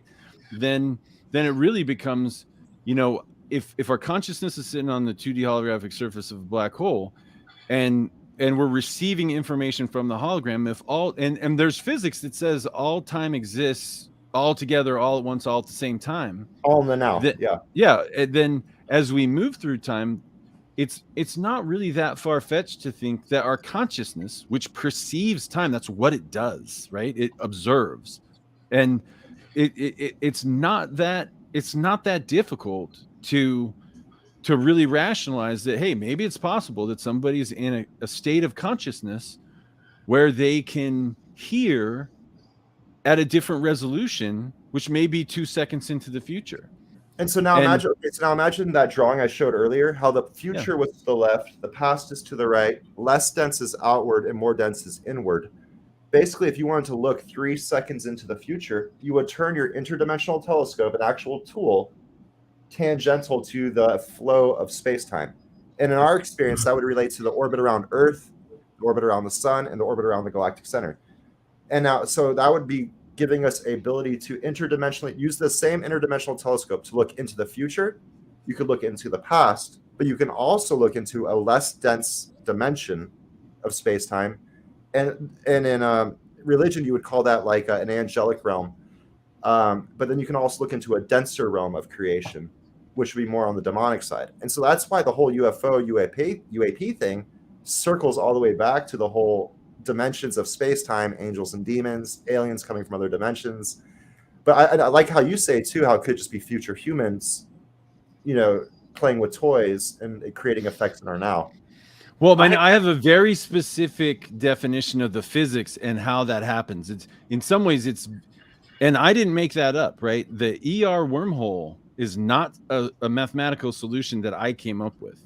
Essentially, a concentration of negative energy density, like Einstein and Rosen came up with a solution that said, if you have essentially a high concentration of negative energy density, then you can take there's a mathematical solution that says essentially there are 2 sheets, is what they call it, and a wormhole will connect them, and it connects an identical space-time, right, across 2 different times. And so the way that looks like in the sonic gravity theory of everything, the way I interpret what they're saying mathematically, is if you take a snapshot of the holographic surface of the black hole at any one particular time, that is the exact state of the universe in that instant.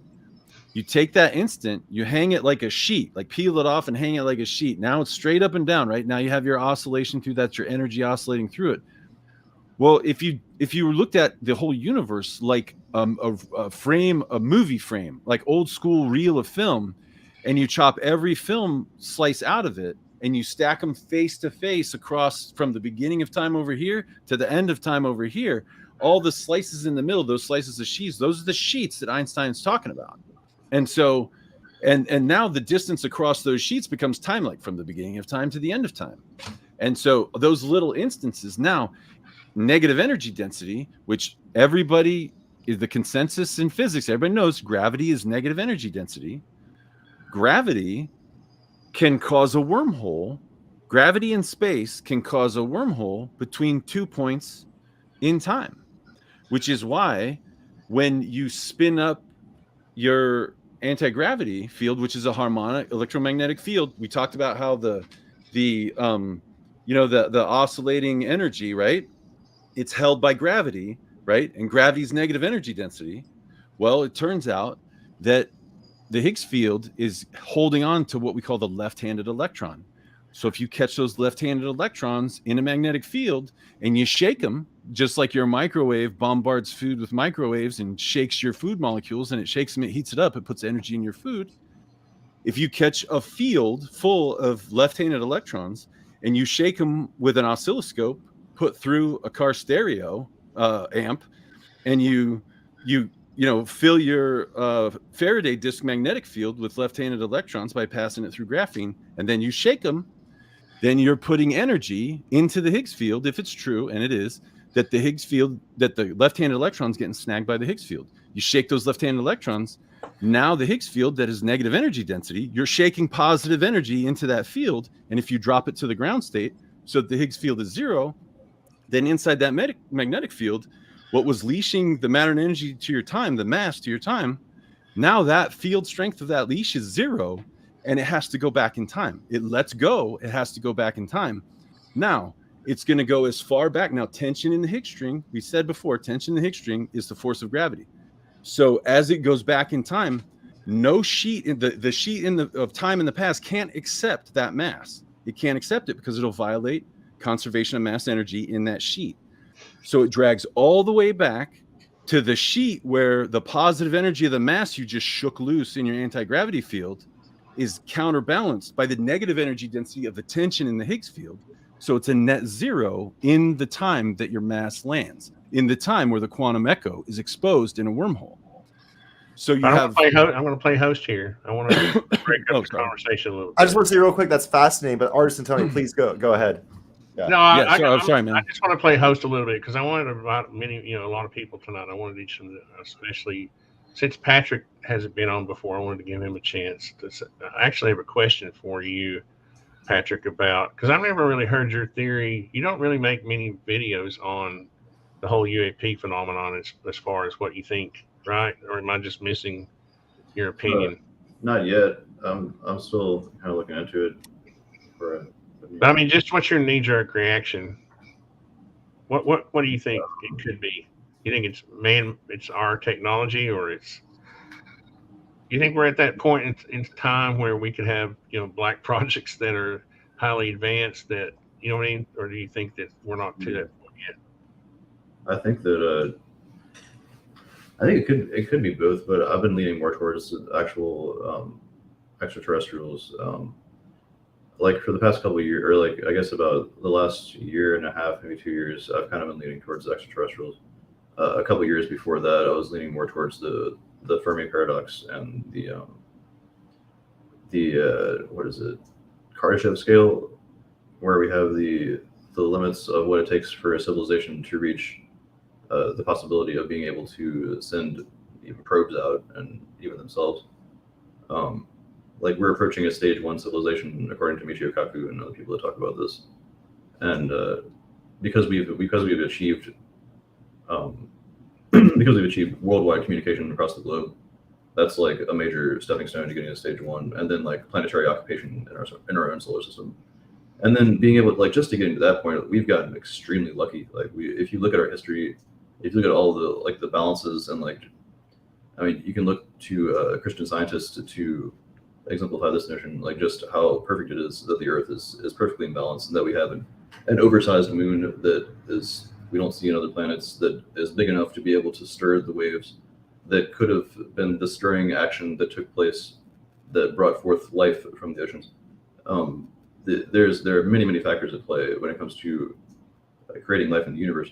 But what we do seem to be seeing is these are physics that are very far beyond what we've been able to achieve so far. We have propositions for how they could work, and like Bob Lazar gets into that pretty deeply, like the actual physics of being able to build a machine around that, and being able to build ships that would be able to like warp space-time around them, and like be able to essentially move the universe around them instead of like moving themselves. And that like my views have changed on that a bit because of the evidence. Like essentially the people that have come out from the military that are already making a ton of money and don't seem to have any motivation to want to promote themselves for fame, and also just video evidence. Like we have like straight raw recordings from these jets, or you have a Tic Tac that is moving at much faster. Michael Shermer put forth some good ideas on this too. I always like to check in with this guy. This is the dude that head of Skeptic magazine, I think. He tried to study that and like see how the video footage would be, or it looks like it's moving faster than it is because the cameras are still too far away. But from other examples that I've seen, it would insinuate that these craft are actually moving extremely fast speeds that would eradicate our human bodies if we were inside of them, and would also just tear the ship apart if we were to try to like remote control something like that. Which is why they have to be massless. That's why they have to be massless. Because even if they weren't manned, even if it was just a vehicle, a drone, it would pancake itself from that inertia. So could it be antimatter? Not necessarily massless. Oh shit, I'm muted.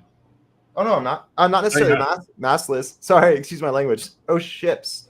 Not necessarily massless, but no momentum, right? So the manifestation potential, what's momentum, right? It's the Heisenberg's uncertainty principle, the likeliness something will continue to manifest where it is. Impetus.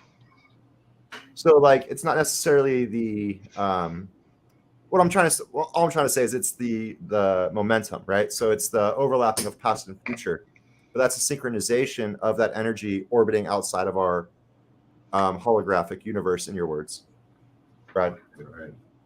Well, I kind of wanted the question I was kind of getting around to was this: have you all seen this video? Let me just show it again. The Russian jet spraying fuel on the. Yeah. 5-second comment about the Fermi paradox. They need to add dimensions. Okay, that's all.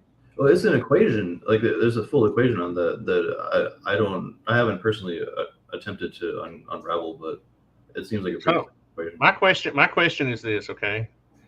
If we have this, I guess I got to get rid of it to talk. But that video came out basically the same day that the event happened, okay?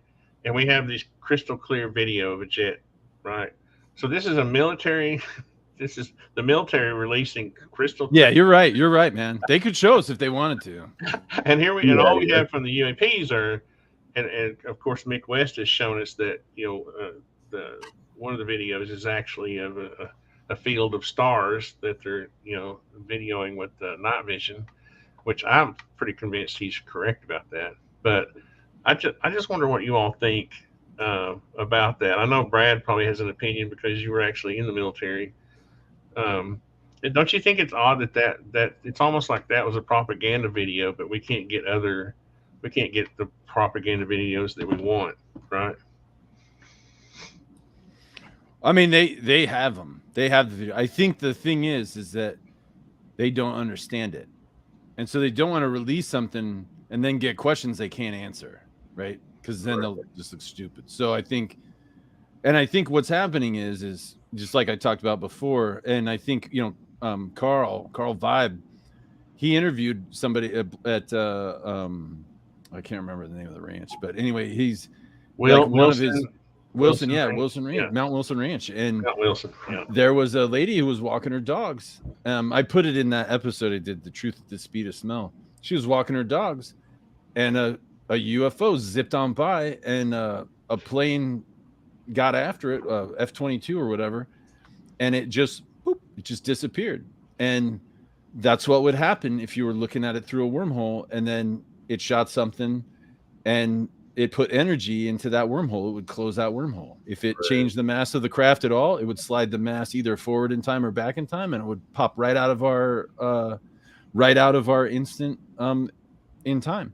And so that's exactly what my prediction would be if, in fact, and that they haven't recovered, to my knowledge, anything from those craft. Now, there's two kinds of craft. You got a quantum echo where you're seeing it in the future. That's what I call a quantum echo. But if it creates a wormhole and a craft with an anti-gravity field flies through it, well, that's a time traveling craft. That craft is in our time when that happens. And so that is, I think, and that's really, you know how they say, oh, well, we can't travel these interstellar distances and stuff. We'll have to be nomadic. No, we won't. Because if you spin up a craft and send the quantum echo 50 years into the past, you can fly through that hole, take a 25 light year trip at the speed of light and instantly arrive 25 light years away. And then you can do whatever you're going to do, survey whatever you're going to survey, and then zip back at light speed and fly 25 light years instantly back here in your home in time for dinner. So it's really all about how far back that quantum echo that we're going to open gates that are going to send us, that we're going to be able to fly through back to the past. Then we're going to be able to rocket off at the speed of light, half that distance, do something, and then come back, and we'll be back in our regular time. That's how I'm certain that is how, if interstellar travel happens, that's how it's going to happen. I don't think we go to the past. Yeah. I think if we go through a wormhole, I think we just go to that now, to wherever. I don't think it's the past. I don't think it's our past. Could be. I mean, I could be wrong, right? I mean, everything I say is a caveat with. It's the past relative to our now experience, but we're just sharing each other's views, right? We're not. Yeah. When I say I think we're not going. I'm not arguing with you. I'm just kind of. No, it's cool. It's cool. No, what I've always thought about wormholes is that when you go through the wormhole, you're just entering a different reality. It's not a. It's just wherever you're going, it's there now. It's there now. You left our now to go to there now. Right. Artisan, I totally agree with you. And that's why I like to talk about the fifth dimension, right? It's the next orbit of experience that's literally unperceivable to us, but it's all in the now. The less dense, the more dense realms, how past and future overlap. But it, like you're saying, it's all now, but in a fifth dimensional view. But it's always now. Yeah.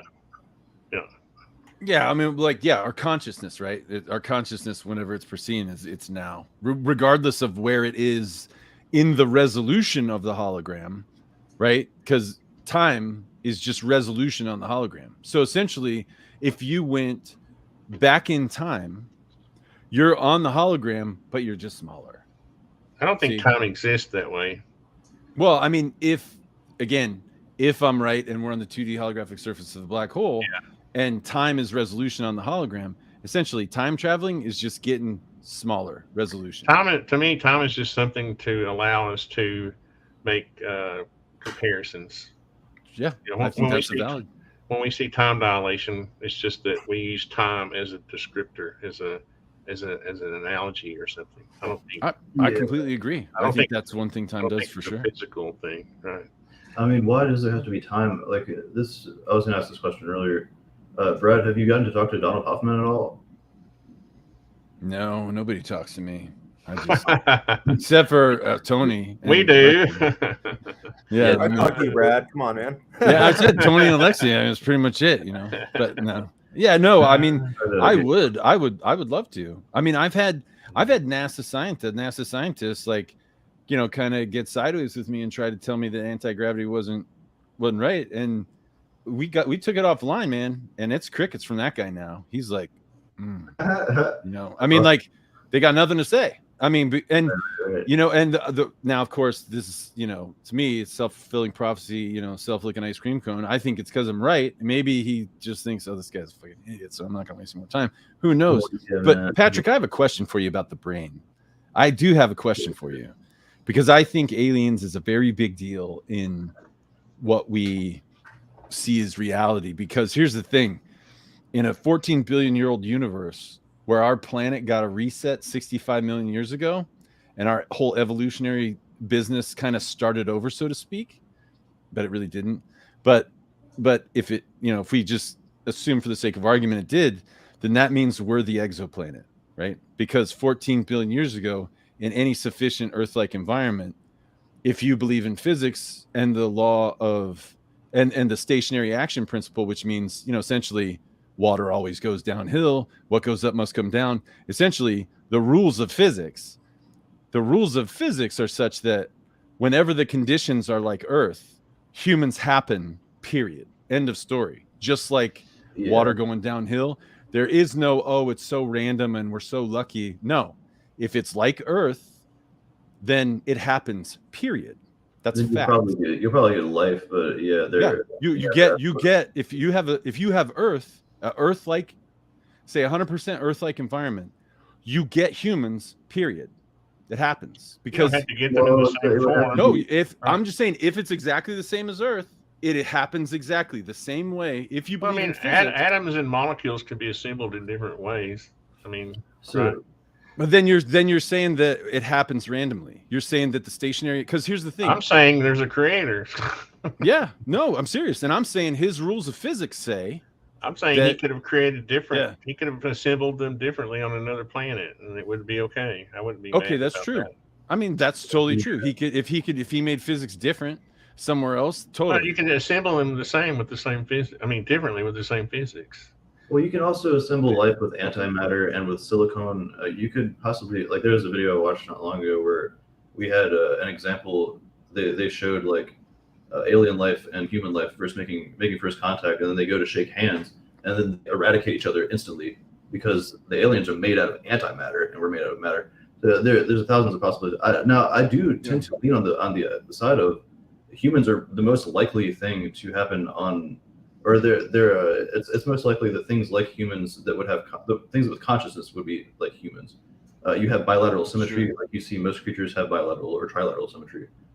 Things that work on sort of with geometry when it can, but mostly works on like fractaling and multiplication essentially. Lots of ways to design life that are based around survival, based around sensory perception, and based around problem solving. Like you look at a natural selection, what's that doing? That is doing experimentation. It's doing trial and error processes, and that's what our brain does too. It just does it extremely rapidly. In my universal embodiment series, I talk about this as deliberate selection as opposed to natural selection. The idea is that we are reaching this area where we can begin to take hold of these selection processes and begin to like alter what natural selection is doing through us, viewed as the universe living through us. We could take this as we are altering the universe's path as the universe gains cognition. Now, this seems more and more as I talk about this to be more and more rare. But again, what I would think to see would be all the factors that I listed before, where we have this highly well-constructed body that's very much based on resiliency and efficiency and conservation of energy, and using like suffering and pain, and that seems to be a tool that natural selection has as well. I just learned recently that we have 200 different types of pain receptors, and we have only like a few neurochemicals to be able to interact with all of that. All this is to say, like it could be, we could see forms of cognition that would look like us as well, but we do have to consider that asteroid 65 million years ago, because that allowing mammals to come about, that definitely changed things. And when we look at reptiles, we don't see reptiles with the kinds of decision-making abilities that higher animals. Let me just say this is the brain question I wanted to ask you. How long does it take? So when you think about our brain, we tell stories, we pass our, knowledge down, and we, write things down, and we have art and all that kind of stuff. Look at what we are, look at sort of kind of the state of, prolific recorded history, all this other kind of stuff. How long does it take, or would you guess it takes to achieve the level of sort of cognition and everything that we have right now? Yeah, I think we're pretty early.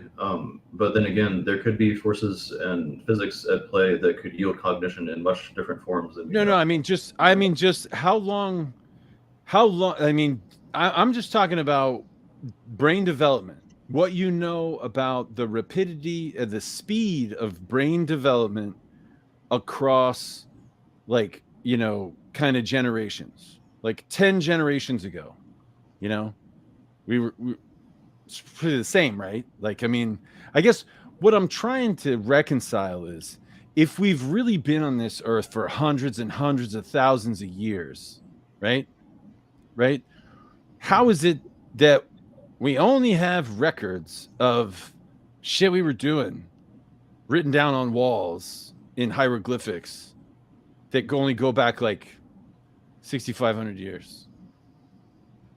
Are you telling me that you think this is what I want to know? Does mainstream brain science people think that we just didn't record stuff and our brains just weren't good enough to do that 4,000 years ago, 5,000 years ago? And remember, Plato was back like 6,500 years ago, right? So, or I don't know, maybe 2,500 years ago. I don't really remember. But remember, like Plato's highly advanced, right? And so what I don't understand is why anthropologists and archaeologists don't think it's bullshit, pardon my French, that like we only have records and sort of like widespread human civilization, like, you know, evidence of, you know, cogitating humans. We don't really have anything older than like 6,500 years, because my theory is we got brought here by aliens, and that's where they put the colonies down.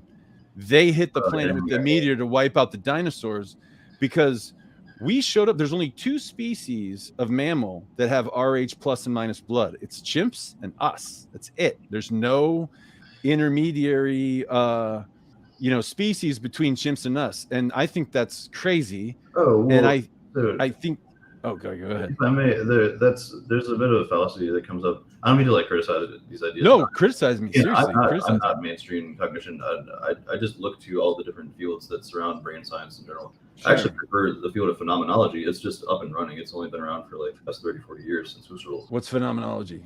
I don't know what that the idea of experience of taking evidence on the brain from the first person perspective.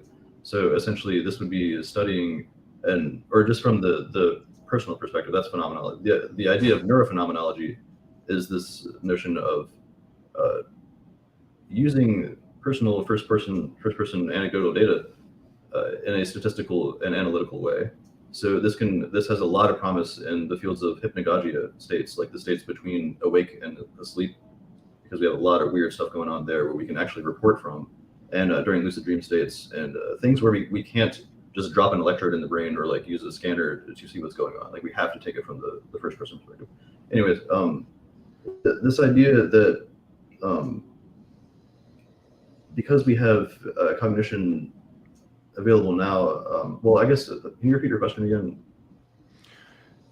Yeah, so we only have real sort of records, right, of human cognition and human civilization going back like 6,500 years. Like, I mean, there's really, I mean, very little. I mean, like we were all of a sudden 6,500 years ago, it's like, bam, we got hieroglyphics, we got all this stuff. And it's like, it's almost like they just dropped us here 6,500 years ago, because it's like it's like we just said, hey, or did our brains just didn't figure out how to, write things down or what, you know what I mean? Like, well, do people think we just exploded cognition wise? Are you asking the brain, our brains didn't evolve that quickly? Yeah. This is what I'm saying. That from 50,000 years ago or 65,000 to 6,000 years ago, that we were able to build the tower. We got nothing. We got nothing until about 6,500 years ago. There's nothing. I mean, so we should zero in on this point. So like or a couple points here. So like 65,000 years ago, we do see, or 60,000 years ago, we do see evidence for the first cave art or the first cave paintings. But like one thing somewhere, right? It's like, sorry, it's like one thing somewhere. You don't have. Oh no! So, well, the problem is spotted horse 120,000 years ago. What was that? I believe spotted horse is a cave painting. The name of a cave painting that was done about 120,000 years ago. Huh. Yeah, I might be wrong. Siberia or something.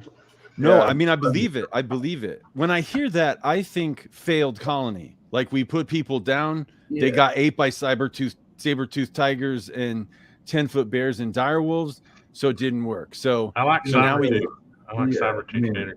Yeah. Yeah. I mean, so I guess what I see, I guess what I'm trying to say is there's all of a sudden, like about 6,500 years ago, you have all these megalithic, you have Stonehenge, you have these crazy, and the pyramids, these that are later discovered, the pyramids were actually created with concrete. That's NSF research, that the pyramids are not quarried stone. It's actual concrete. They did a just look up NSF concrete pyramids. They did an electron microscope and discovered that the pyramids are made out of concrete. Wow. And so I just want to say I've been saying that for years. My Yeah, brother dude. and I we're like, yeah, how would I don't you know. build pyramids? You pour them. You would I'm still not on pour board with it, but I'm pyramid. trying to. I mean, get- I'm the trying to research get is there. I mean, you can't. I mean, like you can say no, but I mean, I didn't. It's not my research. I mean, but- people have been there, and there's stones there, right? Because what they would do is the outer stones are one thing, and the in. It's kind of like what we do now in construction. We have outer stones, but we have behind that we have rubble. We throw like all the rubble behind the face stones, right? If we're building a retaining wall out of stone, the front of the wall is not the best stones. Those crappy stones, the old rubble, crappy, sharp rocks go in the back, and the good ones go in the front. So yeah, I mean, but you're you talking just put a whole about bunch of great Egyptians. stuff in it, right? You're talking about Egyptians being able to carve stone, that they didn't have tools to carve. Like you're Right. talking about walls that fit perfectly together, tongue and groove, and there's no capacity to carve that stone. Right. And So there's- a lot of people put forth ideas that we just because we can't figure it out now doesn't mean that we couldn't have figured it out back then. They had all day, all their lives. Which is just like magic, right? It's just not. well, no, You I know? think it's relative. like Patrick's saying. I mean, I've seen my stonemason do some amazing things with a chisel and a hammer. I'm not saying, but they didn't have now, chisels. if you take 1,000 of have- those guys and put them on one big stone, you can do some damage with 100 stonemasons and some rock. All they would do is use harder rock. The rock that they used Yeah, in but then- America but was then- like what is it, lava rock versus Pumice? pumice. You take a granite chisel and you hit pumice with it, and you're going to be able to carve it. So Yeah, I'm not well, I arguing. mean, but then you have to say that, they had this marvelous technology, and then, 4,500, and then it's just after the pyramids were all built in 4,500 BC or so, they just said, F it, we're not going to build anymore. And because there's no continuing use of the same construction technique. There's no Egyptologists that can tell you that's what they did. They spent their whole lives saying, oh no, it never happened. It never happened. It's hewn stone. It's not whatever. And now that there's electron microscope surveys, they say it's concrete. And now is somebody making the argument, well, just because you couldn't figure out doesn't mean they. Well, they're totally changing their tune if that's what they're saying now.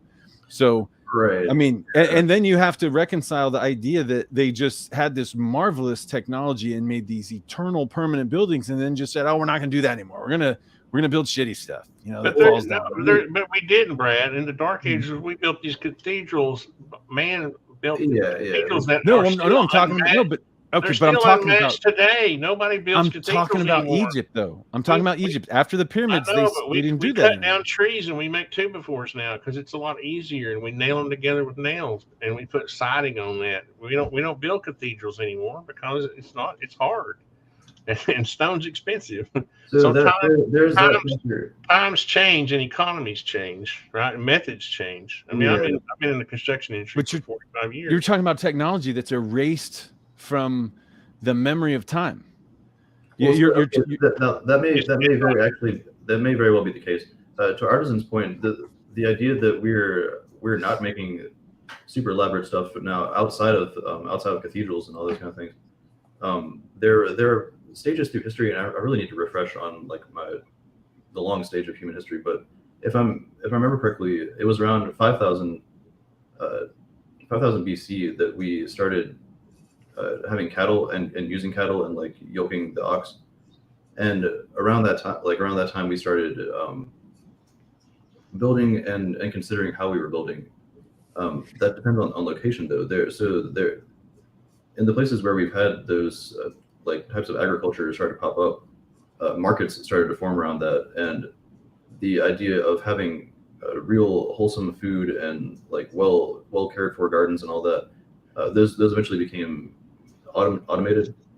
In Egypt, if I remember correctly, there were phases where the ancient ways were lost indeed. Like they weren't recorded. Like there aren't a lot of recordings about how, or there weren't any recordings about how the Egyptian pyramids were made. What? Say that again. I don't believe there are like actual scrawling. No. It's like no. They said the gods created them. Right. So what are the and gods? gods did create them. I'm certain they were very aliens secretive created about them. back in those days. It was considered it was like the Illuminati. You know, the builders were like literally the stonemasons were were the masons, right? That's where the masons come from. They kept secrets. They kept secrets because they were the artisans. They kept these secrets to themselves. So no, they're not gonna, in their minds, they're not publishing. Right. This is my theory anyway. Right. Well, there are historians that do say that like we don't have they didn't write this down specifically, but they do write down things that are tangential to this that would lead towards correlation.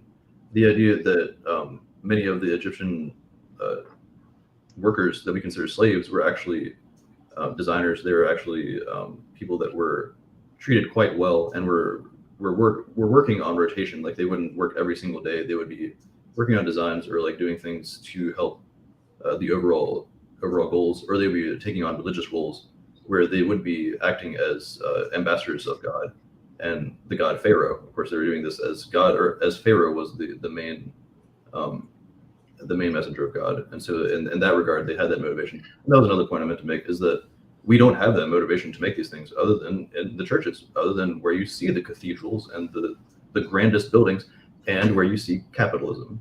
And it seems that capitalism and religion are these main drawing forces that keep us building these elaborate constructions.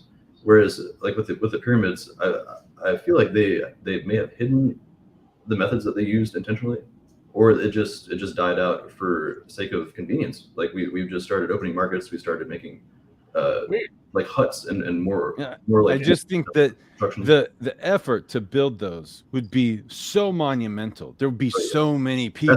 That's why you need the motivation. Totally involved. I don't think. I mean, but I'm just saying, like, I don't think you could erase that from society. Like, it's just there's so many people that had to do narcissists. Okay, builders are narcissists. I mean, even now, I'm building a house right now, and I'm preparing something to put in the walls that the owner doesn't know about.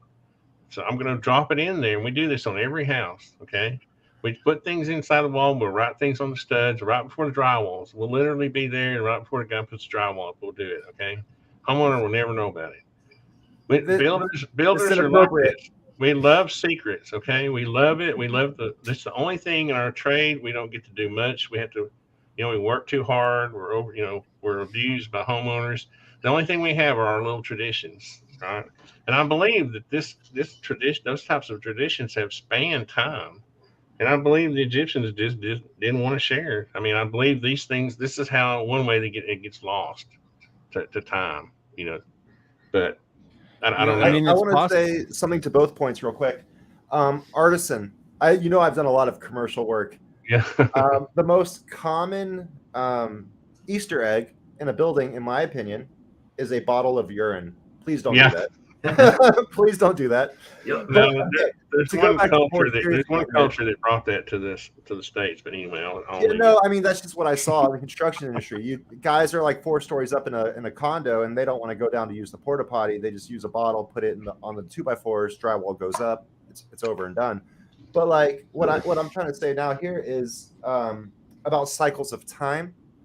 And as far as being on the surface of a holographic universe, you could say, or orbiting the center of time, all energy is in superposition.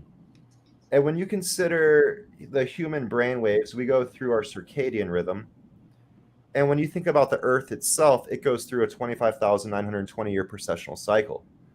And so now when you talk about how energy just orbits within a vortex and how experiences are manifested from energy orbiting within a vortex, I think that the Hindu religion, Hindi, I'm not sure how to probably say it, does a really good job when they describe the Yuga system. because when in the Yuga system, they have something called the Kali Yuga, Dwapara Yuga, Tetra Yuga, and Sat Yuga. And when you consider human conscious harmonics, we start off in a delta wave at midnight. But during the day, we slowly move towards a beta state, and then we drift back out into a delta state. And so you could say there's a rotation about the greatest center of conscious center. And so that's the same within the Hindi Yuga system. They say that the Sat Yuga is the densest vibration of conscious experience, and that the Kali Yuga is the least dense vibration of conscious experience. And so what I did in my book, Spirit, the Vortex of Creation, is I put them all on a single wheel. The yugas of the precessional cycle, the ages of the zodiac, and I wrapped the human circadian rhythm around it. And what you can see is that when you relate all that stuff together, the shift from Pisces to Aquarius is a jump into the next vibration. It's almost like the Earth is going from a theta state of dream state to the alpha state of awake state. And so that relates directly to different time cycles. 6,000 years ago, I believe, was one of the floods, and that would relate to the start of the Dwapara Yuga. 12,000 years ago would relate to basically the midpoint of Sat Yugas. And so, like, basically, as the superposition of quantum energies takes place, you see that human ability, human perception, human goals shift accordingly. And so 12,000 years ago, when we were in like our most heightened state of perception, or 13,000 years ago, we built the Sphinx. I don't know the actual numbers because I wasn't there, but we built the pyramids maybe 6,000 years ago. But then we had, in quotes, the Dark Ages. That was the entrance into the alpha state from a beta state, or into the Dwapara Yuga from a Tetra Yuga, or from the age of Cancer into Gemini. And so, like, what I'm trying to say is that there's a cyclical nature to conscious experience, and it's all relative to the inertial frame, and that Earth itself has a circadian rhythm. And so why does this cycle, why do we lose technology? Why do we gain technology? Well, we have plate tectonics. We have the evolution of conscious experience. And when it comes to the Industrial Revolution, that exists within 200 years of the strata, of the geological strata. If you were to, like, say 10,000 years from now, you look back into the past, in 200 years, you see the strip of going from horses to freaking jets. Okay. Yeah. That's nothing compared to 4.5 billion years of evolution.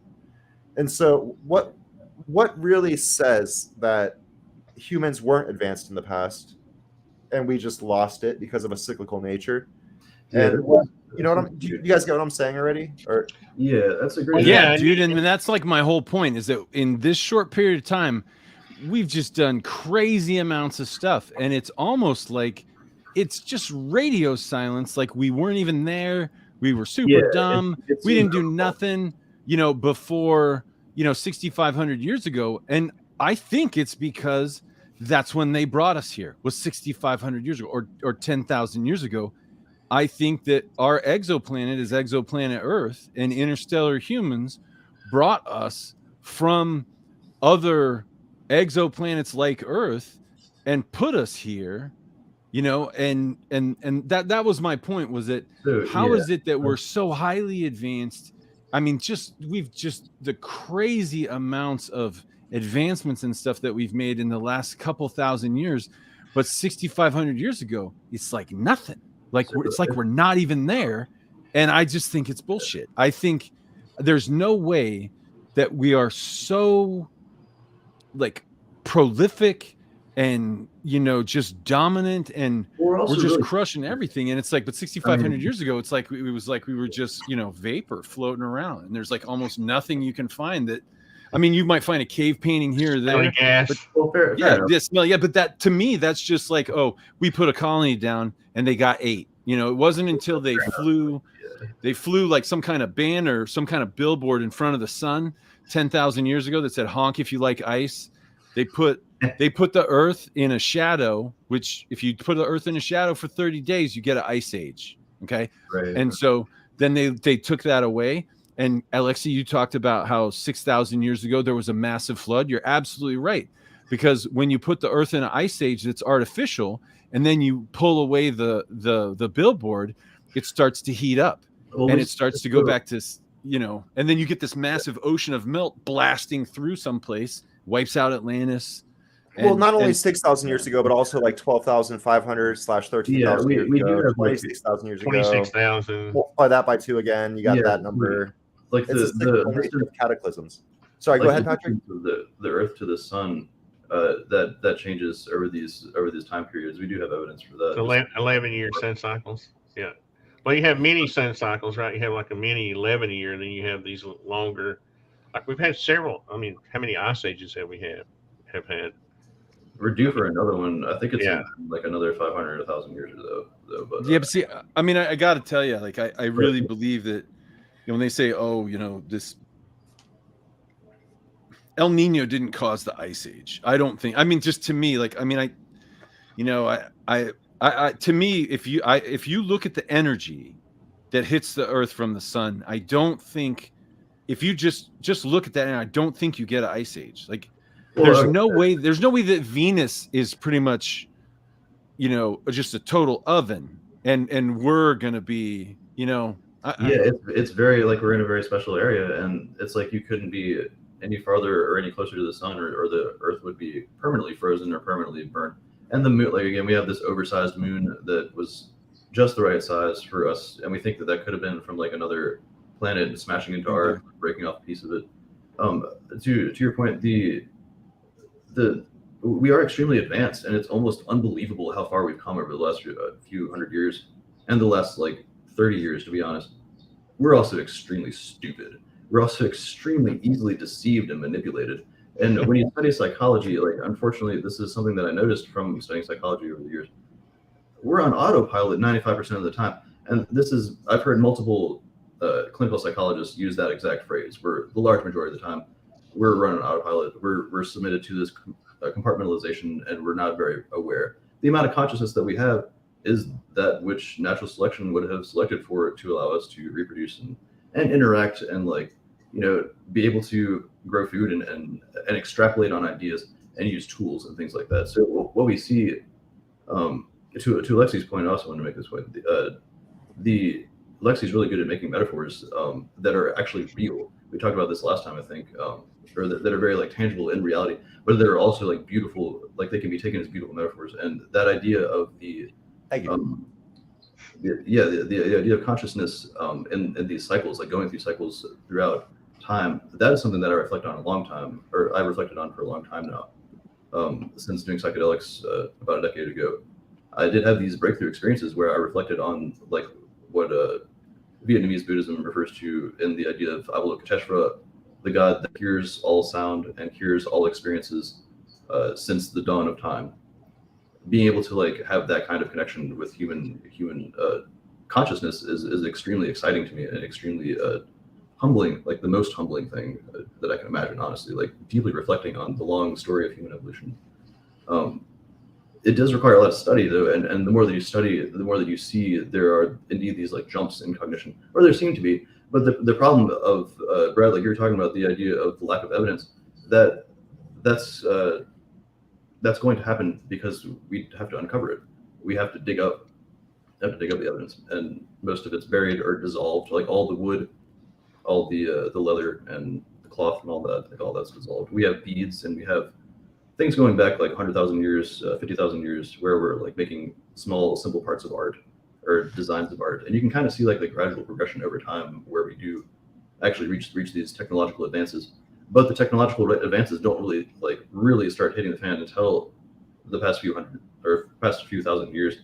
Once we got fire, once we had there's a strong theory going on about like the idea of cooking meat, that giving us the protein to grow these enhanced prefrontal cortexes, they can make better decisions and more elaborate, deliberate selection maneuvers.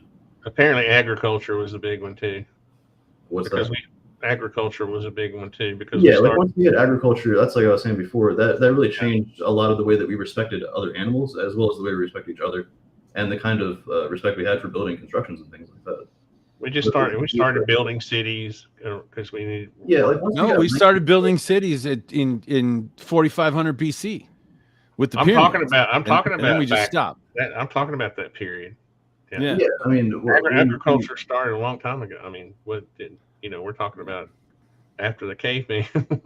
See, I mean, because here's the thing, and it's just the cave day, like 6,500 years ago, everything just starts happening, right? And before that, it's straight up crickets. It really is. I mean, you know, and I mean, yeah, but I mean, it really is like it. We just went. It just seems like all of a sudden, ding, the light came on and everything went crazy. Now, I guess, you know, some people could say, oh well, you know, it just when yeah, well, but see, you know, because there are none until we had language to break things down. I don't mean to like push this. No, it's cool. It's cool. Like that's the fundamental thing. Like you think language was invented 6,500 years ago, and we spent, you know, 200,000 or 300,000 years without language and somehow made it. You know, talking about like, documented language. Oh yeah. Okay. Language has existed since the beginning of a singular cell organism, right? Like the language between cells, like push and pull of, you could say, electron spin. What I wanted to say, we got hundreds of thousands of years of that, no record. Patrick, to your point, that's what, I mean, we either had it or we didn't. You know, I mean, yeah, I mean, it's cool, it's interesting, it's really interesting. Do I know? No, I mean, but it's just like if you take 8 billion people and you assume like a 0.1 or 0.05% growth rate, because it's like we either have a positive growth rate or a negative growth rate. And if it's positive, if you assume a small growth rate like 0.1 or 0.05, and you wind 8 billion people back mathematically, you get 450 generations, and that's it. And that puts you right at 7,500 BC. And or 6,500 or 60 or 4,500 BC. Anyway, like, you know, about 6,500 years ago. Actually, and so I don't think that language has been around for only 65,000 years or 6,500 years. I think it goes back 100,000 more, probably more than that. I mean, so the idea is from obviously theory. We can't have evidence for this, but the theory is that we were able to vibrate our vocal cords. Chimps can do this as well, but they don't have the precise ability to move their tongues, and they don't have the extended jaw, the extended chin, and the like the shape of the mouth, and there's many other factors that come into the design of the vocal tract and the whole vocal vocabulary system, as well as Broca's and Wernicke's areas and all the other neuroscience that goes on outside of those areas that comes into speaking language. I mean, when we look at how we go to speak, we are actually speaking. Like when we do brain studies, we can see the muscle signals being sent to our tongues before we even move them. So we're actually, when we think to ourselves deeply enough, we're actually like speaking to ourselves, sending the muscles, and we're stopping them before they hit our mouth. So this has probably been around for a very, very long time. Think of the New Zealand. I agree. I think it's been around since we've been around. Think of the Aborigines of New Zealand and their didgeridoos. Yeah, we're so talented. I mean, so other animals do this too. Like other animals will have communication as well. Whale song is being studied right now at high detail, and there seems to be, well, we know for a fact that multiple packs have their own songs. They all have their own unique ways of speaking within the same species. So that would lead one to assume that they're using some form of language. And bird song, the idea that birds can mimic, and the types of strategies that we see in like hunting. We see animals that can literally like walk, like set traps and then walk back through the tracks that they left, so that they don't so that they lure a victim into it. And this is like next level stuff that it's going on all the time, all around us. There's intelligence everywhere, and we think that we're very special with the kind of cognition that we have, but we also can't do what chimps do with the memory activation test, where they have like a computer screen, 30 different images pop up, and it's like 1, 2, 3, 4, 5, 6, 7, and it flashes for a second. We fail compared to them. So there are obviously like factors that evolution decided to leave with us and to sacrifice for other things. One of the theories is indeed that we sacrifice language for that memory ability. Our ability to speak takes up large parts of the brain indeed, and our ability to use communication, we don't know how that's been around. One can assume that we were probably doing things like ooga booga, good fire, good hot meat, good, for probably 50,000 years or so, and that's probably expanded. We don't have records because we didn't write any of this stuff down until we figured out hieroglyphics. That's the perfect lead into what I have two things I want to say real quick. And one I find fascinating, what I already talked about earlier a little bit, was called sensory evolution. And so that's where I say that the human hearing is tuned to the vocal cords. And so if you think about any being that has evolved, their hearing is tuned to the vocal cords. And so the two probably evolve simultaneously. But the second thing I wanted to mention was, you mentioned the concept of how we have evolved to detect things that are beneficial for survival. And that's one of the most fundamental aspects of my concepts too. And that's what always leads me into wondering this: why is water 75% of our existence physically? Yeah, Does that have to do with evolution? I think that definitely comes into play with life in general. If life is going to start, it's probably going to require life. And this is another thing I was going to say to Brad. The idea is, if we have aliens that came down to us and seeded the Earth in this way, we still have to explain where they came from. And so then, Well, Earth was a late bloomer, right? I mean, isn't that part of the Fermi paradox, that Earth was a late bloomer, that other planets could have evolved already to a point of high, technology. Yeah. And Yeah. Well, but I mean, and the thing is like, what would we do if we became interstellar? We would go colonize other planets, right? That's what we would do. That's what we talk about. So when we're so young, right, there's no reason to think that we're not a colony.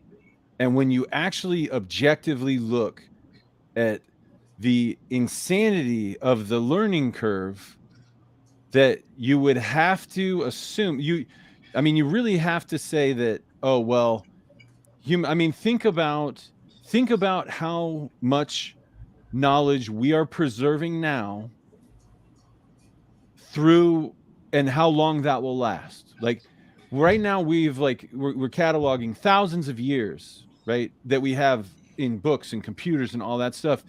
And what you're telling me is that our brains were only good enough to start doing that. Even though we've lived for hundreds of thousands of years, the development in our brains was such that we didn't make it. We didn't start putting this together till, even though we've been here for 600,000 years, it was only 6,500 years ago that we figured it out. We finally cracked the nut. And I think it's bullshit. Well, I think if we grew up here, if we evolved here. Oh, go ahead. Sorry. I didn't mean to. Well, what is crack the nut? I mean, I think there are stages, like, or at least it seems like, based on the evidence that I've seen, that there could have been stages of consciousness, and there could have been like parts where we indeed understood great truths about the world, perhaps truth with a capital T. We just didn't have the tools to write them down. We were just deliberating, and it could have been a very rudimentary attempt at truth and understanding each other that had a very limited vocabulary. It probably was something like that. And then once we started writing things down, or once we started like having, I mean, what you see in evolution, you do see IQ as a factor as well. Like, you have certain people that will have a really good grasp of language in general, or a really good inventive grasp, like a good ability to take in information, process it, and do something useful with it. That concept of taking information and doing something useful with it, like that has probably been around for a very long time. Well, the other thing we have to remember is that there are milestones that acted as springboards, okay, like the Industrial Revolution. Like when we were in architecture, we learned this early, that we were building stone out of stone, pyramids. Sorry, Brad. No, yeah, it's cool. When we came to that point to where we discovered iron ore, we started mining it. All of a sudden, that opened us up to a whole new world of architecture and building things. So that one milestone of being able to create steel and glass was a huge springboard in 100%.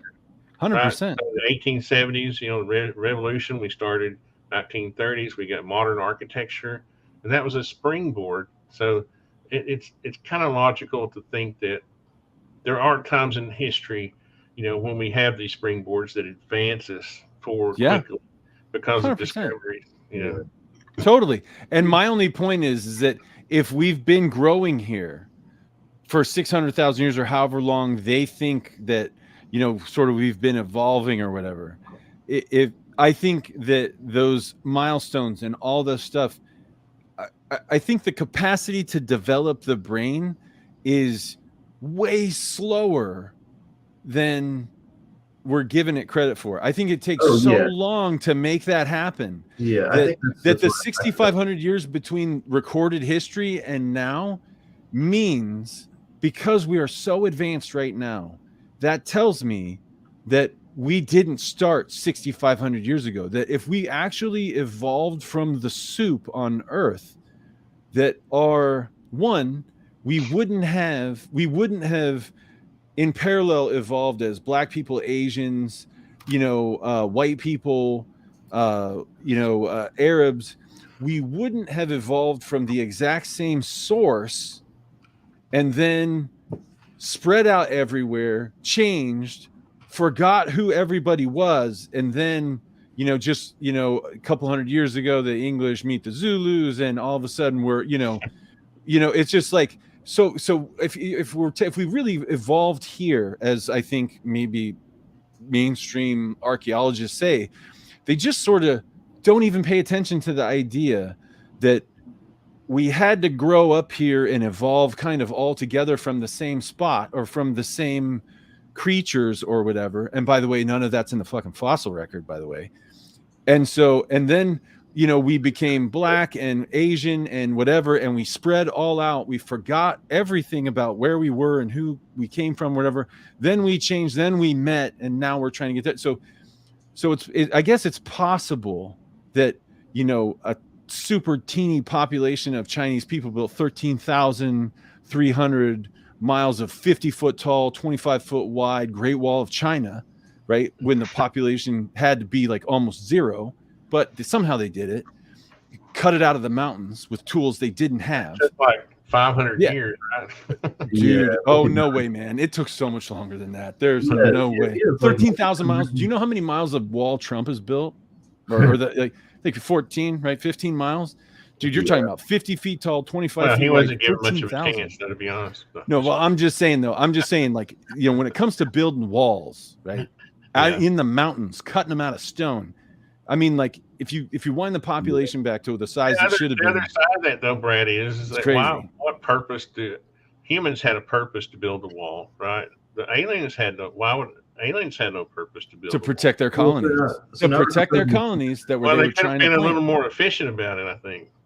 Well, I think there were fits and starts. I think aliens might have been a little more efficient. I don't know. Look, and all I'm saying is I really see two kind of schools of thought. One is the mainstream, that they don't really talk about where we were and how we developed and then how we went everywhere and then changed and forgot each other and didn't realize. And it's only 6,500 years ago that I guess our brains developed enough to where, I mean, if we can agree that as of about like Plato forward, we've recorded most all of that history and it's going to continue to be recorded. There's, I think the mainstream archaeologists or whatever they are, they've got to defend the idea that we've been evolving here hundreds of thousands of years, and it's only just almost yesterday that we even decided we're going to start keeping track of stuff. And I think, personally, it's crap. I think there is, and then now you see UFOs zipping around, right? And so I think because our planet was, I think, terraformed, probably hit by a meteor to wipe out the dinosaurs, so that we had a nice place where humans could be the apex sort of dominant species. I think what you have here, and if you look at the fossil record, it's just all the dinosaurs are dead, and now mammals just explode. Mammals that didn't even exist before the meteor. So I guess what I'm trying to say is I think that our assumptions that we evolved here, and that I think what we're going to see is we didn't evolve here. We're going to see, and I think the big reveal that's going to happen, like that people are talking about, it's going to be big, it's going to be big. I think we're going to find out that we are exoplanet Earth, and we were colonized by interstellar humans, like you call them grays, whatever. I don't, bottom line is there's planets like Earth with billions of years of evolution. And I think that it's likely, if we agree, we would go colonize, right, other planets. I don't necessarily agree with that personally, because it could be the other way around. There's a large fear that we would go out and dominate the rest of the galaxy, like Star Wars portrays as well. and that could be still eradicating life and using the rest of the world for resources. But I like to think along the lines of benevolent aliens, because once you have the ability to reach the technology to take you to other planets, you probably figured out all the things that you need to have all the pleasures and all the resources that you want anyways, to get them from whatever would be the most harmless means. Yeah, I totally think you're right. You're totally right. Yeah, so like three things. I guess there's three examples of different times that you listed here. So you have the like 65,000 years or 6,500 years ago, aliens could have come down and dropped us on the planet, and the first successful large civilization producing colonies. Yeah, that's right. And then there was the proposition that we there was another one that came after that. I don't know, but there was the other idea that we had asteroid impact that you're saying was deliberate. I think it's possible. Yeah, I think it's possible. Okay. Or it could be what size of Manhattan? You just throw a meteor and hit it to wipe out the dinosaurs? Because I mean, if you approach Earth, right, and it's loaded with dinosaurs, you put a colony down, you're just dinosaur food. You know what I mean? Why would the benevolent alien that wants to see humanity flourish be willing to wipe out the dinosaurs to do that? It would be sacrificing millions of different species to. Yeah, it's the original sin of human existence on the planet. Now that I really believe it. I mean, you can't deny that it happened in the fossil record. This is one thing I've always thought, even since I was a kid, was that how there's sort of there's a sort of a missing link between what Homo sapien and what was the species before. There's a slight missing link, right? Homo erectus. Homo erectus, yeah. So what I've always thought was that maybe our DNA was, tampered with at that. Maybe that. I don't know, what is that, 200,000? It's like a 1.5% difference of our DNA in chimps, and we're also like 50% different from bananas and stuff. Like our DNA is distributed all across organic life in general.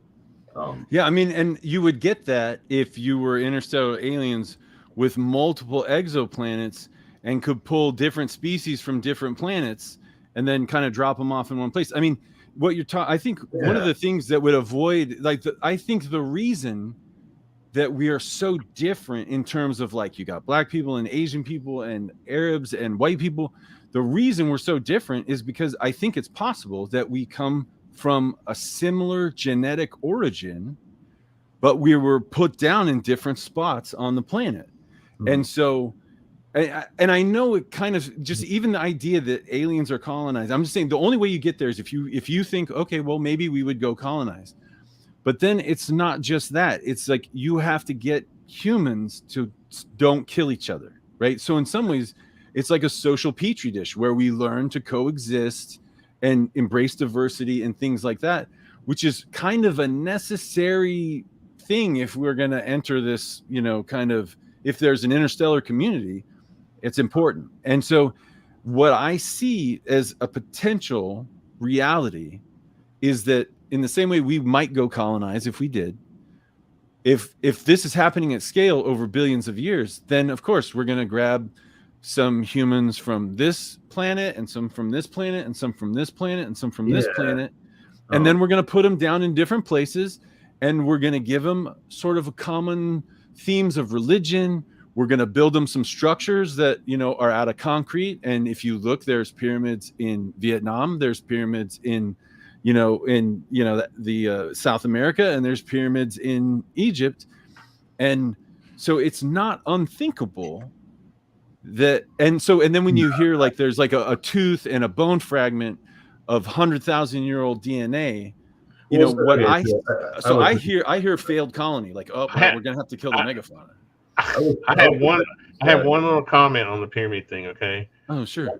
About 10 years ago, I was going to the site where we were going to build this building, and there was this pile of rubble out there where they had done demolition.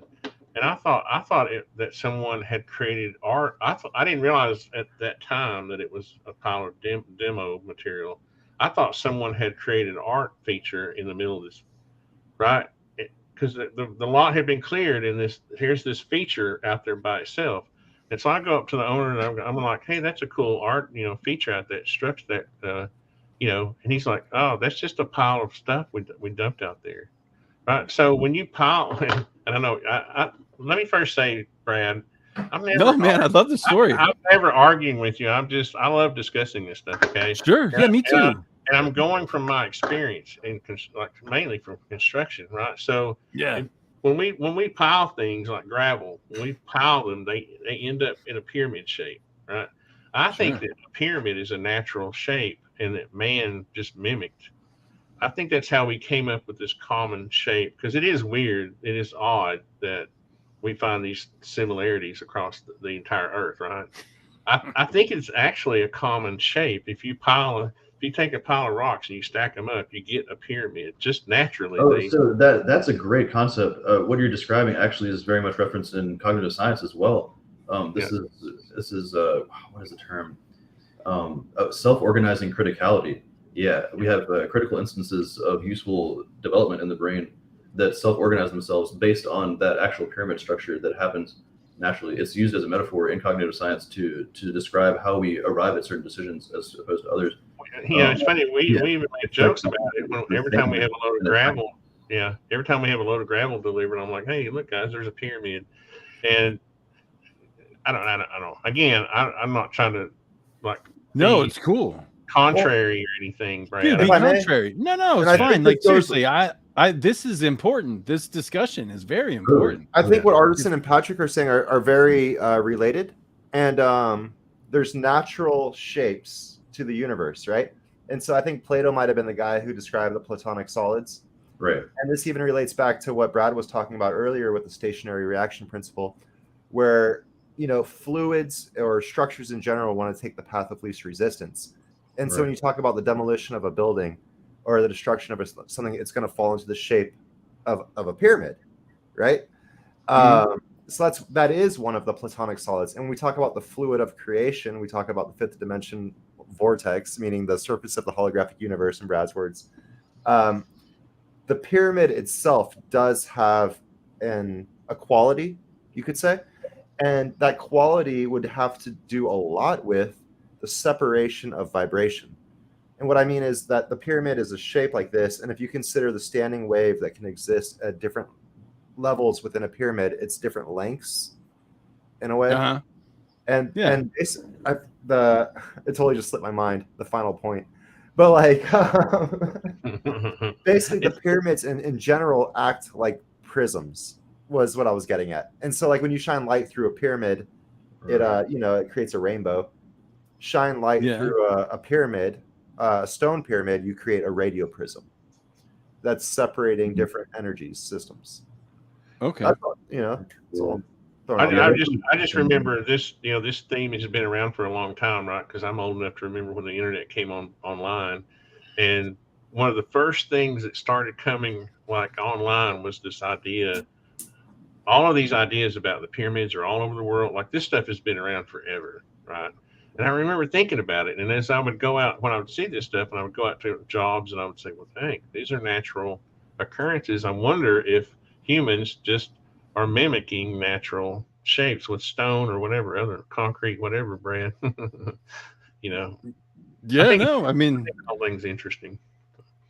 Well, that's why I find gravity so fascinating, because the height and the shape and the structure of a naturally crumbling environment. If you get a pyramid of styrofoam balls, it's going to crumble a little bit differently than if you get a pyramid of diamond, or if you get a pyramid of sand, or if you get a pyramid of whatever material. And that has to do with the density in relationship to the gravity. And so gravity, in essence, it controls the flow of our rivers. It controls the density of our bones. It controls every single aspect of our creation. And so when you see that gravity naturally makes a pyramid shape, I feel like that's a pretty big clue as far as being able to harmonize or make technologies. Yeah. So the pyramid shape in relationship to a Fibonacci spiral, I think, gives us really big clues as far as like anti-gravity technology. And I mean, what we see is like the Galton board example. It's like a pegboard. It's like thousands of pegs on a flat board, and you drop marbles or ping pong balls, and they will eventually filter and settle into a pyramid shape by natural selection. And we can like think a bell curve, right? Sorry, like a bell curve of that's like evidence for the bell curve idea. This also is evidence for the idea that our processing system, like our brain as a processing system, it takes in information, and it through its process of establishing cognition via resilience and efficiency, it arrives at the most substantial things to get by. And what that can result in is horrible habits that can result in terrible psychological maladies that plague us, like obsessive compulsive disorder. I mean, that's a huge one that we think is probably tied to evolution. ADHD as well. I mean, to be distracted would be a very useful thing in hunter-gatherer times, because the first person to be able to see a distraction in the bush from a bush shaking would be a very successful hunter. And so our genetics probably selected for that over the last 100 or a few 100,000 years. This is, again, like I guess I should make the point, like, we think we're special. And this is something I'm continuing with on my channel right now as well. Like, we're extremely special. We're extremely rare. And I did a video on the rarity of our place in the universe, and it's like a 1 in 10 to the 45,000 power chance that we exist in just this galaxy, based on a long string of evidence and interesting thinking patterns or lines of thinking. That is extremely rare, and we're extremely special because of that. But we're also, like, very much, from what evolution seems to suggest, is that we came here very much by accident. Or if there's any life out there that is coming about, it likes to think that it's very special, and it likes to tell itself that it's quite glorious, and likes to latch on to create theologies for itself, create belief systems, and create businesses that screw people over as well. I mean, we're doing what we can to get by most of the time, and in the places where we're privileged, like in the United States and other developed nations, we end up developing to the point where we don't recognize our own proclivities, and we start just complaining about the most random stuff. I mean, we're very much beholden to our own minds, is what I'm getting at. And but we're also extremely special. Like, we built incredible structures. We're doing what we're doing right now, like, spouting our brainwaves across digital communication means. Like, we're vibrating the air molecules around us, and we looked at how the ear worked, and we reproduced the ear with a vibrating plate and a microphone, and then that sends. We use digital audio converter or digital analog converter to convert that signal into digital that can send those ones and zeros through the internet, so that you can understand what I'm saying right now. That's pretty impressive. But again, we're like incredible mistakes as well, like we're incredible accidents. Yeah, and if you remember when the internet first started, there's actually a little bit of a lag between communications. Mm-hmm. We used to play with this on the phone, online at I don't know, what was the first, AOL or something. We would say, okay, type a sentence right now. And then AOL. It was the chats. CompuServe or something. What was it? Type a sentence right now. Type it right now, and it'd be like 3 seconds later, I'm typing. Yeah. So what's so funny is when I was like 12 years old, I was actually put on the news because I was playing video games over the internet. Right? No. Like, that was a brand new thing. I was playing the video game Doom, multiplayer, 4-player mode. My oldest brother is like super smart. He loves robotics. He loves artificial intelligence. He's actually a professor of artificial intelligence at West Point Military. And like, basically, he connected me to other people on the internet through dial-in modem. And Fox News came over, they filmed us and all that stuff. And I 100% guarantee you that's the same clip that was used in the movie Jurassic Park. When the dude's sitting there typing on the computer and he's playing like Jurassic Park in the very first one. They used the clip from our news in the movie Jurassic Park. Same clip. Huh. I have to go back and watch that now. Yeah. Hey, Tony, I sent you something. Where? I sent you some pictures of some. On email? No, I DM'd you. I DM'd you some pictures of the pyramids. Tony, also, I did a share screen. On Twitter. On Twitter. Oh, okay. I don't know Tony, if you can show them or not. Sorry, go ahead. No, I just DM'd him some pictures. And he said. So about 25 minutes ago, I'm just kidding. Yeah, right. I started a share screen with Artisan. And you guys started talking about extraterrestrials and all that kind of stuff. And like, basically, this is just, I wanted to circle it back to why I've been doing everything I've been doing in a way. And it has to do with a new understanding of perception based off of dimensions and different realities. And so I've started developing a cartoon character and his name is Ollie the Skate Case. He's my skateboard in animated form, goes on adventures with me. And the very first episode I ever created was basically my skateboard helping an alien get back to its home planet. Nice. Yeah.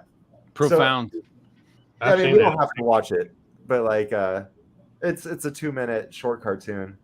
I'll show it real quick. Here we go.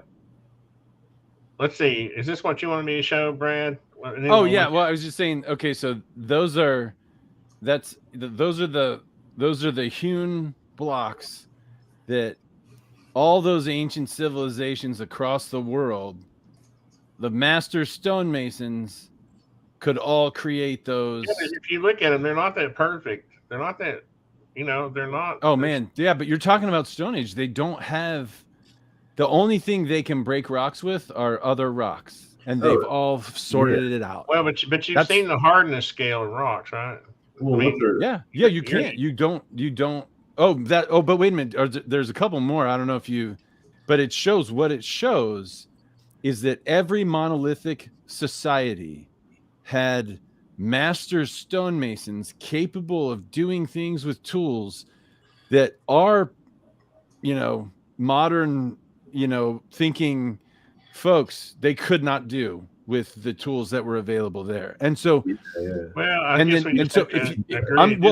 just saying, every single society in those pictures. And if you look at the Drexel University, the very first one, now see, if it's concrete, if they're all concrete, then all of the nubs on what might be forms make sense in that monolithic construction. Because my hypothesis, if it's correct, there are some things that would have to be true. One, every single one of those structures, you would have to be able to crack it open and do an electron microscope and see that what you had is cemented aggregate. I sent you a picture of the Drexel University research that cracked open the pyramids and analyzed the microstructure of the Great Pyramids at Giza, and they concluded, without a doubt, and this is National Science Funded Research, the NSF.gov, you can look at it. It's on their website. So this is legit science by the National Science Foundation, conducted by Drexel University, and they're showing the electron microscope image that shows nanosilicate cement crystals that have essentially, they took stone from local, sites to the pyramids, quarries, pulverized it, mixed it with this nanosilicate cement, and made the pyramids out of concrete. That's what this research says. So those examples in the image that you showed don't seem like they're all concrete, or they seem like they're all made of different types of cement. Right. And so, but that's the thing. If you, Tony, can you pull up the one from the NSF, the one that, it's like the very first one I sent you? Keep going. Very first one I sent, there, right there. No. Above that one. Yeah. Now, so this is Drexel University research it's on the National Science Foundation website, that the pyramids are, they're concrete. See that red stuff? It says limestone. It says encasing. Yeah, no, the amorphous silica red that cements limestone aggregates black together. So it's just like concrete, where you have aggregate and sand, water, and cement. But didn't they have sort of a slurry type mortar they used? No. This is the composition of the stone. It's absolutely, look, I'm not making it up. This is like, the pyramids are made of concrete. That's a fact. And so the nubs that you were just discussing. And so the nubs that I showed on all of the monolithic structures across the globe, they all have those nubs. And my hypothesis is, and it can be disproved, my hypothesis is that the aliens that planted our human civilizations in the successful colonies that became civilization did so, and they started us off with these monolithic structures that we couldn't have created with the technologies and tools that we had. And the evidence is, one, that at least in the case of the pyramids, we've discovered that it's made of concrete. And all of those nubs on all of those other monolithic structures that were all ancient civilizations might be injection mold ports that when you pull the tube off and you're not injecting it, then it's pouring out. Like it kind of bulges out, and you'll see pillowing in those stones that seem to suggest some kind of slumping. And I could be wrong. You could prove me wrong if you cracked one of those stones open and looked at it under a microscope and there was no cement and it was a monolithic stone that they actually carved out. You could prove me wrong. All I'm saying is my hypothesis is that Occam's razor tells me that all the crazy things that we can't explain isn't because we can't explain it. It's because it didn't happen. It's because we were placed here. They gave us some starter structures, and at least the research in the composition and the construction of the pyramids corroborates it. And there's these little nubs all across the world in all these monolithic structures. And I'm just saying it can't be a coincidence. I don't think they're all. My thing is they both don't have to be true. I mean, they don't have to be false.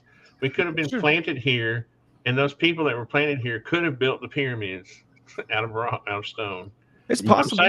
That's possible. I don't think you have to say the pyramids were built of concrete to get people planted, to get, You don't have to. That was okay. Yeah. So the reason I've talked to this guy. This was like almost when did YouTube start? 2006 or something. I've been interested in this for a long time. I mean, really long time. There's a guy that is a stonemason who traveled to Egypt and studied the pyramids, and he is the one that was talking about how you had face stones, and you had infill. The entire pyramid is not just these beautiful stones, right? It's true. That's true. And so it's true, but you're talking about a technology. You shared that with me. I really liked what he said.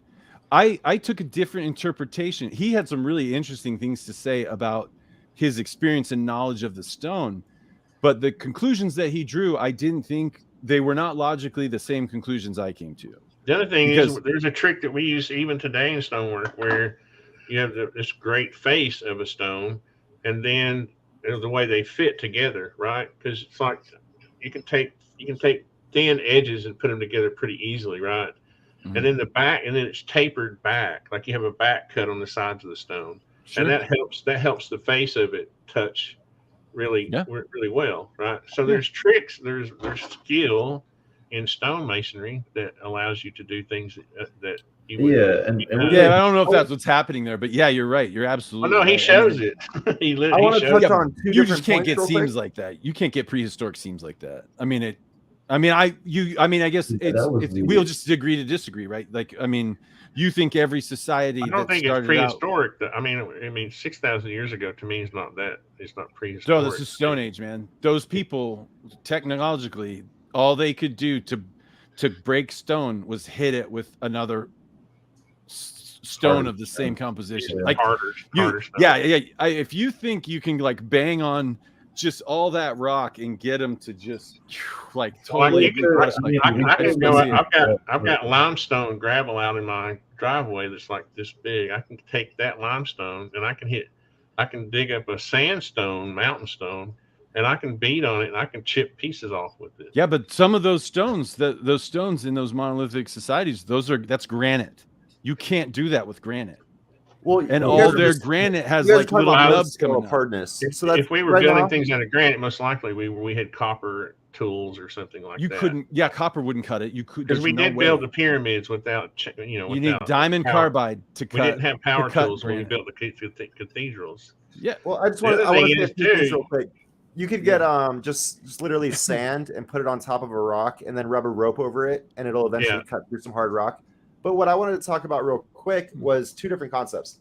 Artisan, you've mentioned the greater now. And then Brad, you always we like to talk about the black hole and all that stuff. And now we're talking about James Webb perceiving different universes, galaxies forming at the beginning of time that are way more structured than should be expected. And so now we're talking about human evolution within the greater now and how we're a late bloomer. Well, our perception of now is once again, like our layer within a black hole. But to circle it back to the pyramids and injection ports, this is what a mold looks like. So you have injection, just for the viewer, they might not know. You have injection ports. They're little holes that you pour the material into, and then basically, you take your mold apart and you end up with like a structure. And at the injection ports, you'll have nubs. And what you can see on a lot of the megalithic rocks is little nubs that stick off at the perfect. I know, man. I know. Right. So I mean, that's what I'm saying. I've actually my brother for the longest time ever.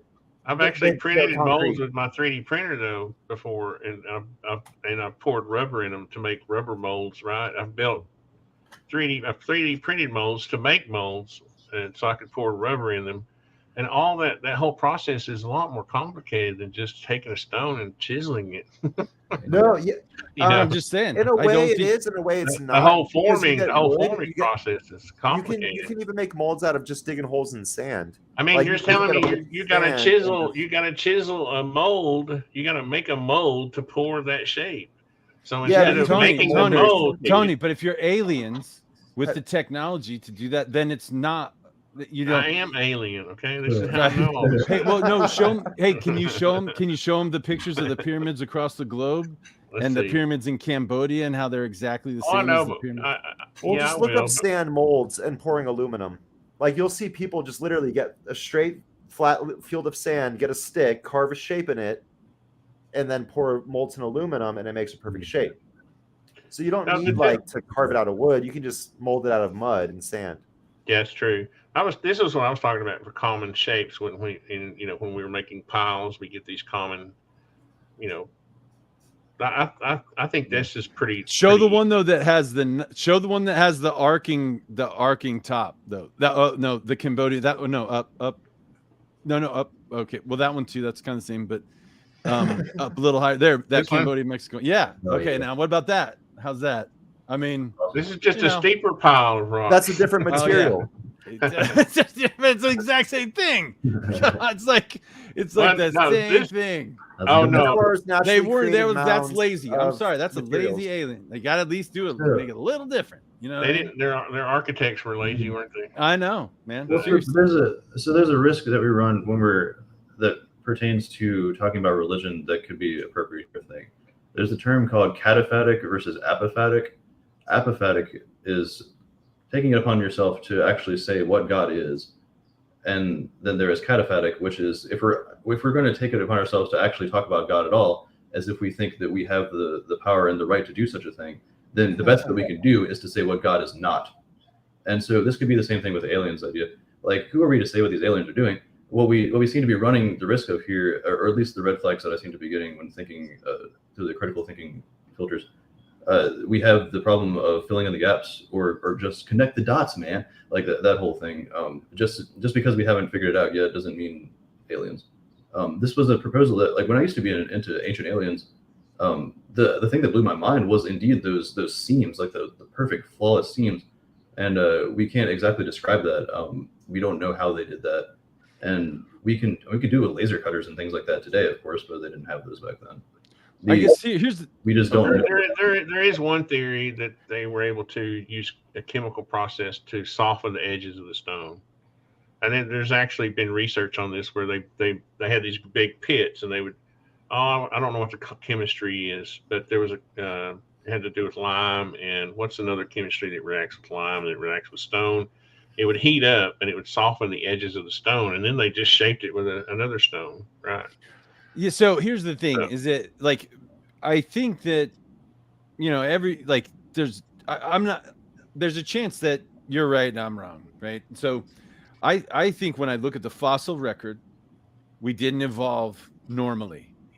The missing link is a real thing. Well, that's the blood type stuff is a real thing.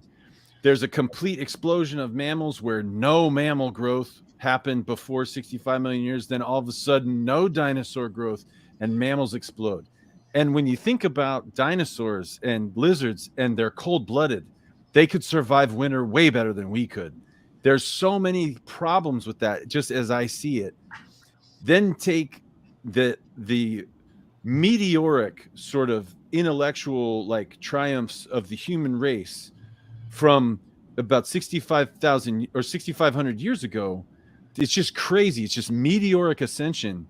And I think that if we were really here the whole time, 100,000 years before that, we wouldn't have zip and then have this. And so when I put all that together, right, and I put the idea that, hey, look, if humans evolve on Earth-like planets, period, if it's Earth-like enough, humans evolve, and if we agree, we would go interstellar and colonize other worlds, and we got a reset where all this magic happened in the fossil record. And then my Occam's razor conclusion is that we are the exoplanet, and an interstellar human species, maybe billions of years evolved, has seeded exoplanet Earth with humans, different species, maybe from different places that look different. And then we kind of explode together, learn to connect and all that kind of stuff. And here's the thing. My hypothesis requires this to be true. All of those ancient monolithic structures with the port nub, with the section, the ejection port mold marks, okay? Everything with that has to be concrete, of nano silicate sort of cement technology, where it appears to the naked eye as stone. You wouldn't know the difference. So you can prove me wrong on this whole construction, this alien construction. All you got to do is crack open one of those stones that is, that meets sort of that criteria that, it's got nubs. I'm just saying the first part of your theory could be right. True. And the second half could be just not necessary. It could, but I'm just saying this is my hypothesis. We don't have to have like all this worry about how the pyramids were built but we could still have we could still be an exoplanet. That's all I'm saying. You're right. I think we focus on little things like that, like how we built a building, when we don't have to. We can just say, wow, that was cool what they were built, right? The other thing is, we don't give ancient humans enough credit. They loved art just like we love art now. These nubs could just be a feature. They probably got tired of building freaking perfect stones and said, let's put some lumps on there. Let's be artistic for once. Everybody across the whole world did that. Yeah, no, you're right. You're totally. Let me just say, you could be right. No, I'm just saying the way I arrived could be true. That's all I'm saying. Without having to have this, I just don't understand the. Well, okay, no, but let me tell you, like the reason is.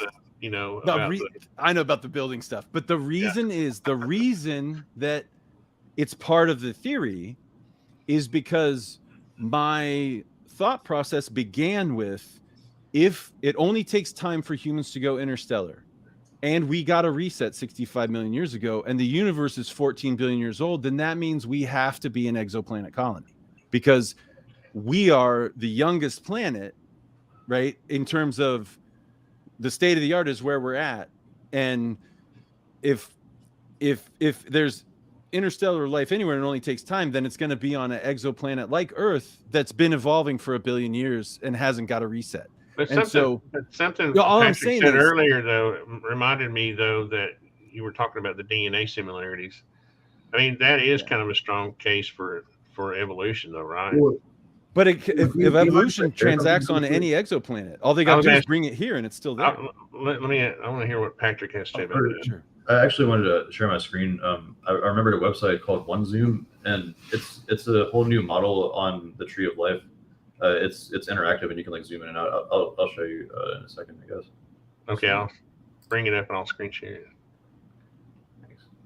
Well, in the meantime, how about an unchecked twirl? Yeah, sweet, dude.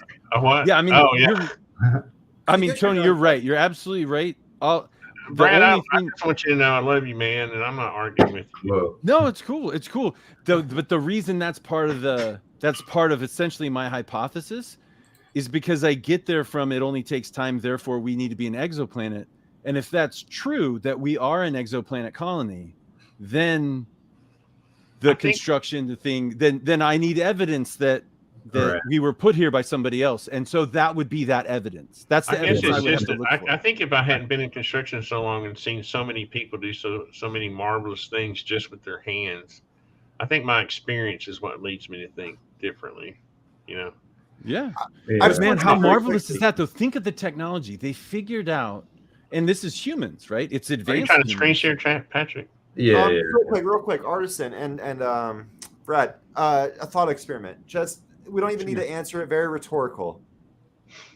And this goes back to what Artisan Tony was saying. There really is only right now.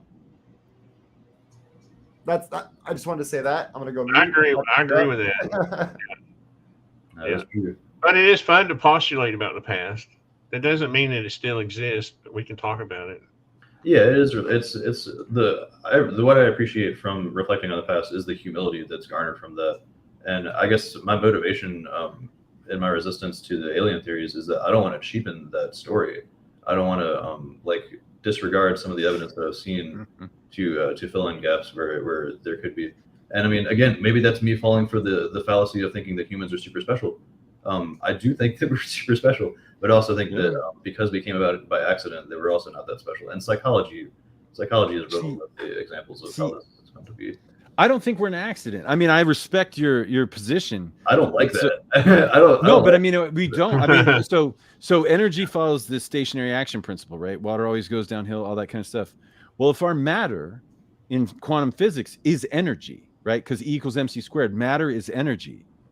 And, you know, when you cut your hand, right, it grows back hand skin. It doesn't grow back a toenail. It doesn't grow back anything. It doesn't grow back an eyeball on your hand. Technically, we're changing that to Michael Levin's. Yeah, we're messing with our DNA, which is kind of a mistake. But when you're a child, you can actually regrow your toe. I just learned this too. Like between the ages of 0 to 2, you can actually chop off a toe and regrow the whole thing, just like a salamander would.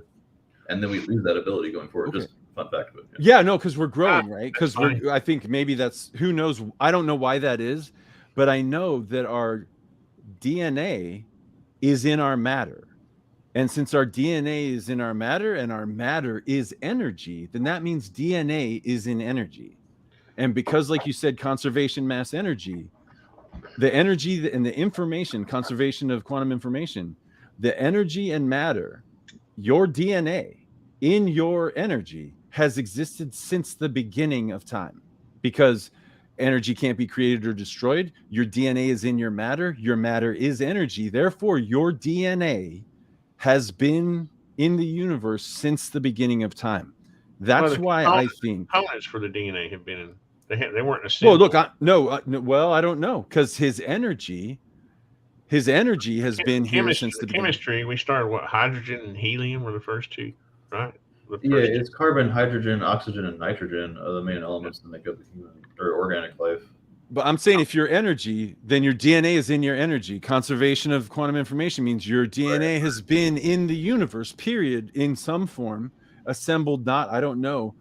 But the bottom line is that the laws, the stationary action principle says energy always follows the laws of physics, which means I think that in a sufficiently Earth-like environment, humans have to happen. Now, some people say, oh, it had to be this and it had to be that or whatever.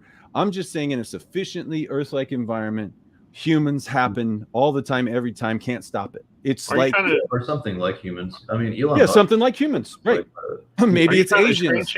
Patrick, do you know how to screen share? Yeah. Maybe it's Asians, maybe it's white people, maybe it's black people. It could be very different. In fact, no, I was going to try to help you if you needed to help trying to screen share on. I didn't know if you'd been on StreamYard much. No, actually, I have no idea how to do that. I mean, so just click on present and then screen share. Sure. So, and then you have to click on whole screen, and then you have to click on the screen itself, the little diagram of a screen. Oh, there we go. Okay. So share. There you go. Now I can present okay. it. Well, Brad's point, if you're watching, pause it. Zoom in. Yeah. So this is cool. This Elon Musk, he says the same thing. It's like if you put a planet where the Earth is a certain distance from the sun, eventually it'll produce a Tesla. It will. That's funny. It must. And then entropy will take care of that a little bit later. It must. Okay, so this is a website called OneZoom. This came out a couple years ago. It's quite clever. Really new take on the tree of life. So here we go, zooming in. This is the great apes. So this is us here. We're humans. Close related bonobos, chimpanzees, and the eastern gorilla. And so we have the branch. It goes down. We go to the great apes, I guess you could say, and then gibbons, and then you have all those, and then the old world monkeys, and then you have what we came from there, old world primates, and then you have the rodents. And you can see like some of these are missing, like some of these are not fully filled in, and because this website is still under construction. So we're like a lot of these are voluntarily put together, and this is like the global team of evolutionary science working together to create this beautiful thing that we know of as the tree of life. Just look at this. What's the time scale between each fractal? Oh, it says like 300 million years, 3,000 million years in the right here at the top of each circle. Between each fractal? 1,000. So like when it comes to evolution, we would say 4.18. One second goes to 1 hour 1 minute. 1 hour 1 minute goes to 185 days. 185 days goes to 2,029 years. That goes to 8.1 million years, which goes to 8.1 million years times 4,000. And so I would almost argue that each one of those fractals is related to a factor of 4,000. And maybe we'll be here. Let me bring it up again, I guess. That's super interesting. If it is, I'll be far away. Does this organization, does it imply an assumption that all life that is on Earth evolved on Earth together? That's what it assumes. Correct. Yeah. Okay. Well, now, just not to be a contrarian or anything, but No, please. but my hypothesis, right, that we are essentially Noah's Ark landed, right? And it's interesting that there's that in essentially Christian mythology, right? That Noah's Ark landed and all the animals came out. And so I don't think that's a coincidence. I think that's an echo of reality, what happened. And so all I'm, if this table is being constructed from DNA sequences where this sequence means this has to go here, then there's not a problem, I don't think. But if it's like, oh, this is closest to that, and so we're going to put it there. If it's being built on the assumption that like everything happened and evolved from Earth, then my hypothesis would sort of be skeptical, right? Like, or it might not, like, you know what I mean? I mean, it's gorgeous. You need to have another tree start growing next to it. You know how, like in the forest, you have trees. One tree is older than another. It'd be the same thing. You have the. But if you're doing it from the DNA sequence, if it's based on the DNA sequence itself, exactly, you get what I'm saying. Then I think there's if the common denominator is the sequence of the proteins, then to me that would be energy. That would be the nature of energy, and so that would be a complete tree of life if it was based on the sequence of the proteins. But if it's like, let's take everything and put what looks like each other, and we're just going to assume it all grew on Earth, then I kind of look at, I'm not qualified enough to say, oh, that's not right, but that's something that I would be concerned about because. Oh yeah, look into it, man. I mean, what I would advise, you know what I mean? I'm gonna marvel at it. I'm just saying. Yeah. In my mind, you just create a new thing. Instead of the tree of life, we now have the forest of life. But anybody can prove me wrong. I'm totally wrong. I agree with that. If those structures that have nubs are not concrete, if you look at them at a microscope and it's not, you don't see the cement and you don't see the aggregate, okay, then it disproves my alien colony theory. I mean, Romans, were I guess the first known people to make concrete, right? I mean, what if we're just wrong and maybe the 6,500 years ago they figured out how to make concrete even earlier than write it down. Yeah. I mean, like, you can say that. I mean, that is a plausible thing. I think it makes a lot of assumptions. Occam's razor kind of suggests that the more crazy assumptions you have to make, that, Egyptologists didn't know it, and everybody forgot about it. They just built pyramids and then said, "Hey, we're not going to do that anymore."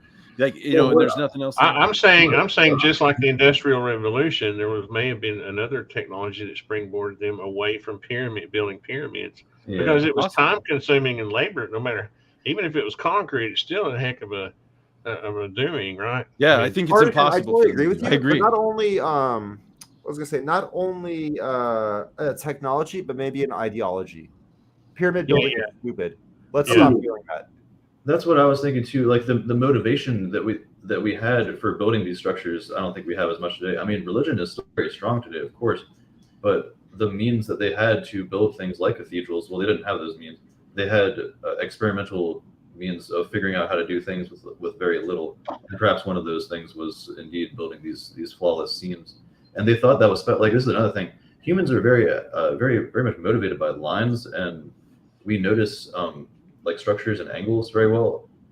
There's a long study that was done about this, where this has impacted the way that we see the world. Literally, we will be, or there's an illusion that we fall for mentally, that people that live in huts and circular shaped buildings don't fall for, that Westerners and those that have come along since the time that we started hewing wood into these right angles, we started developing along that. That has to do, I believe, with the visual area 2, I think, is where we start, like the pixels that the eye takes in start adding up into lines and shapes and borders, and start noticing contrast. That's I mean, it's hard to say, like, I mean, getting back to the tree of life thing, I guess I should say, like, we could view this still as a singular tree of life. It just goes back to the Big Bang. And this is what Spinoza was getting on about. I mean, to be honest, we've had philosophy on this for hundreds of years. The idea that we still have to explain where the aliens came from. Like, we still have to explain how they came to be such that they can get to where we are. If we want a theory of everything, I guess you would say. I mean, I think the theory is they've already come through where we've been, right? And so they have 1 billion years of evolution, and they're where we would be if we had 1 billion years of evolution, you know. And so what they're doing is now they're exploring other exoplanets, dropping off more humans, terraforming a bit, maybe to make, you know, colonies stick. The only thing, and like I said, like what led me to the construction piece and the notion that, hey, we might be deposited by aliens. I just want you to know that I started off with if it only takes time.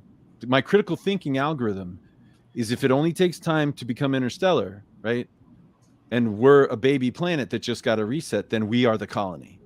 And so then, to prove that, or to corroborate that, the evidence that would corroborate that would be, I'd have to look in the universe of information of what we know in our history and see and detect why things we can't explain indicate that this is the case. And so discontinuity in the fossil record, impossibility in civilization, construction, things, stuff like that. No, those are the things that I would have to be right, for my theory to be right. So, I'm not saying that, like, I'm saying those things would corroborate that. And so that's why I was like, well, you know, what about the pyramids? What are the pyramids made of? And that's how I found the concrete construction stuff of the pyramids. Right. Then I started looking at the other structures.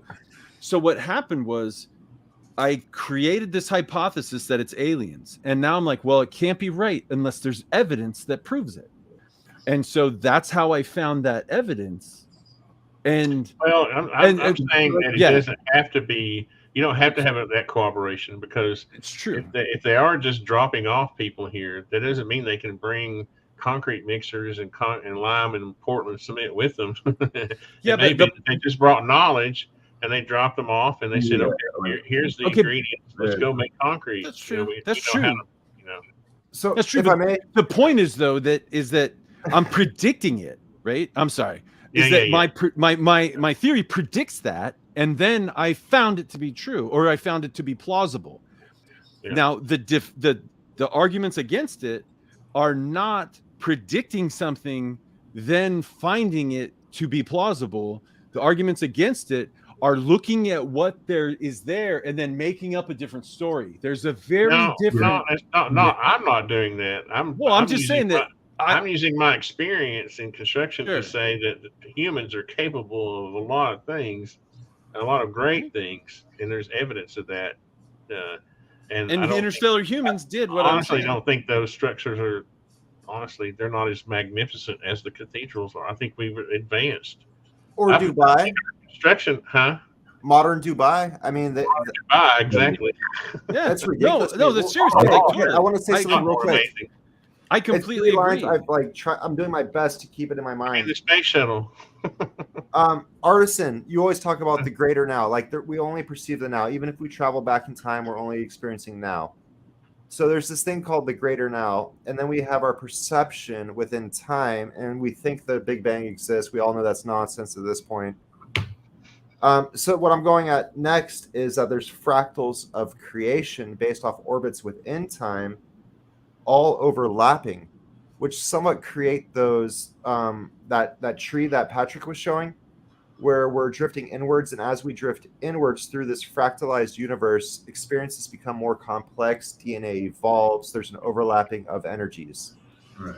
As we get closer towards, in our perception, the future. Now, to circle that back to what Brad was saying, is that, sorry, dude, I've like this one note, and I've been taking like 100 notes on it, and they're all in different directions in different spaces. So, but to go back to what Brad was saying to go back to what Patrick was saying is, we square it up. And Artisan, I know you can vouch for this.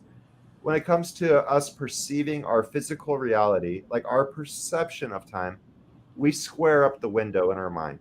We square up the door. We square up the house. We square up the construction of our reality in order for it to make sense to us.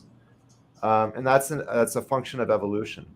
And that's all I was going to say, is that we have the greater now. We've got like the lines, fractals of creation that are drifting towards causing evolution. And then we also have the squaring up of the conscious now. Some of that tree is based on archaeology, right, Patrick? It's not all based on DNA, or we don't have DNA for every piece on. Oh yeah, so this from what I understand, it's theory, like the theory of evolution. We don't have evidence, or we don't have a fact. We just have a lot of evidence. No, I was asking about that particular research that they're using. Some of it's just based on archaeology. Well, most of it's based on the idea of DNA.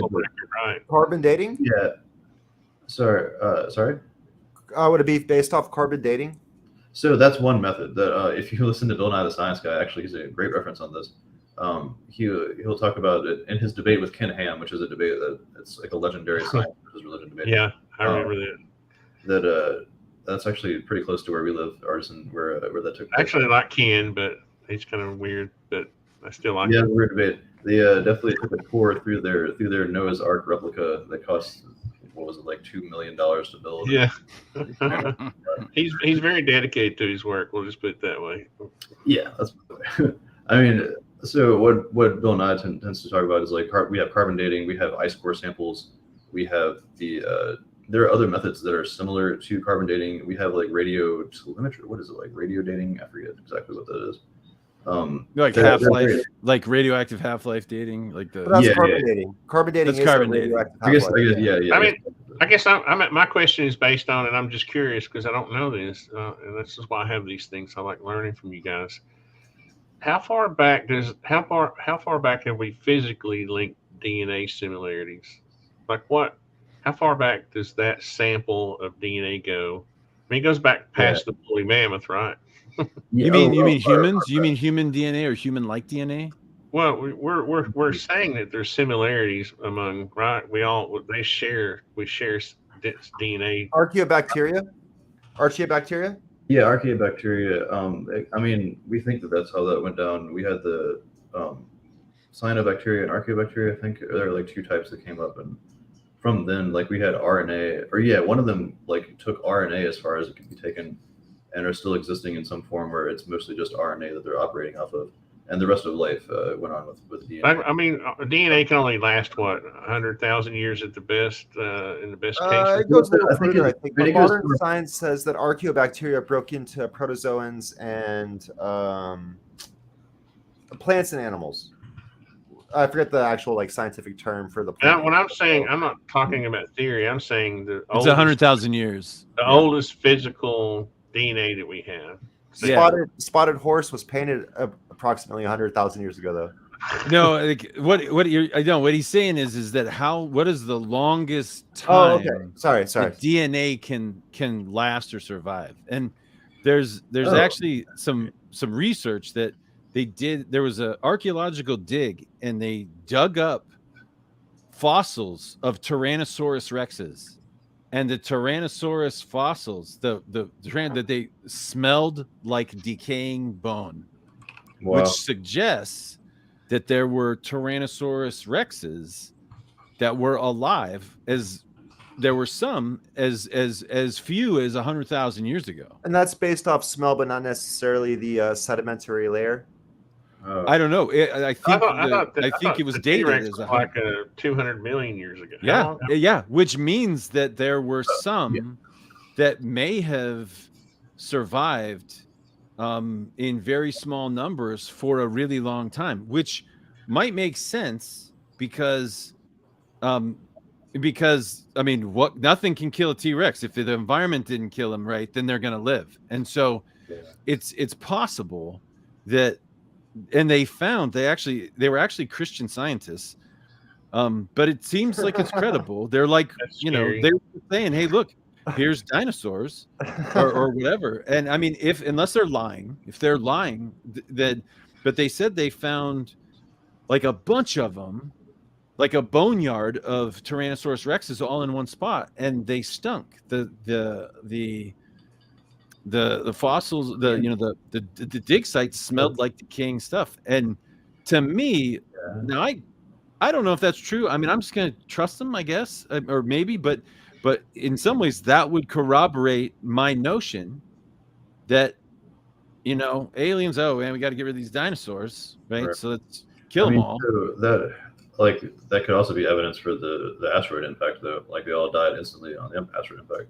I mean, but it would have been 100,000 years ago. Like, you see what I mean? Do we have DNA dating that? Is what you're saying? Like, no, there was a Tyrannosaurus fossil site that when they dug it up, it stunk. And what Tony was saying about DNA surviving, like genetic, like tissue, can last, up to like 100,000 years. And so what they were saying was, even though these are Tyrannosaurus rexes, it seems like it might be possible that they were alive as late as 100,000 years ago. Or I guess they could have. The carbon dating is not exactly an exact science, right? Yeah. So carbon dating seems to be pretty accurate, though, because it has a variance of like a few thousand years. It's only a few thousand. What's the half-life of carbon? Is it 15,000? Shoot, I honestly forget the exact number. I don't know. But the thing is I don't think that makes like Jesus any less or more or less likely. I don't see a reason for them to say, oh, these fossils stank. I don't think that means the Bible was right. You know what I mean? Or whatever. Like I think, to me, that seems, if they said it, I mean, I would think that would be credible. Well, the whole thing with Ken Ham and his bunches, they wanted to prove that we lived at the same time as the dinosaurs. We need all living things to have been created at the same time, as far as what he thinks. For Genesis to make sense, or for the first few chapters of Genesis to add up, that would have to be. That's why the Christian scientists want do this. So I'm a little even though I'm speaking I on the want now. my scientists to be agnostic or whatever, right? Yeah, I don't think that gets them there though, because 100,000 years, no.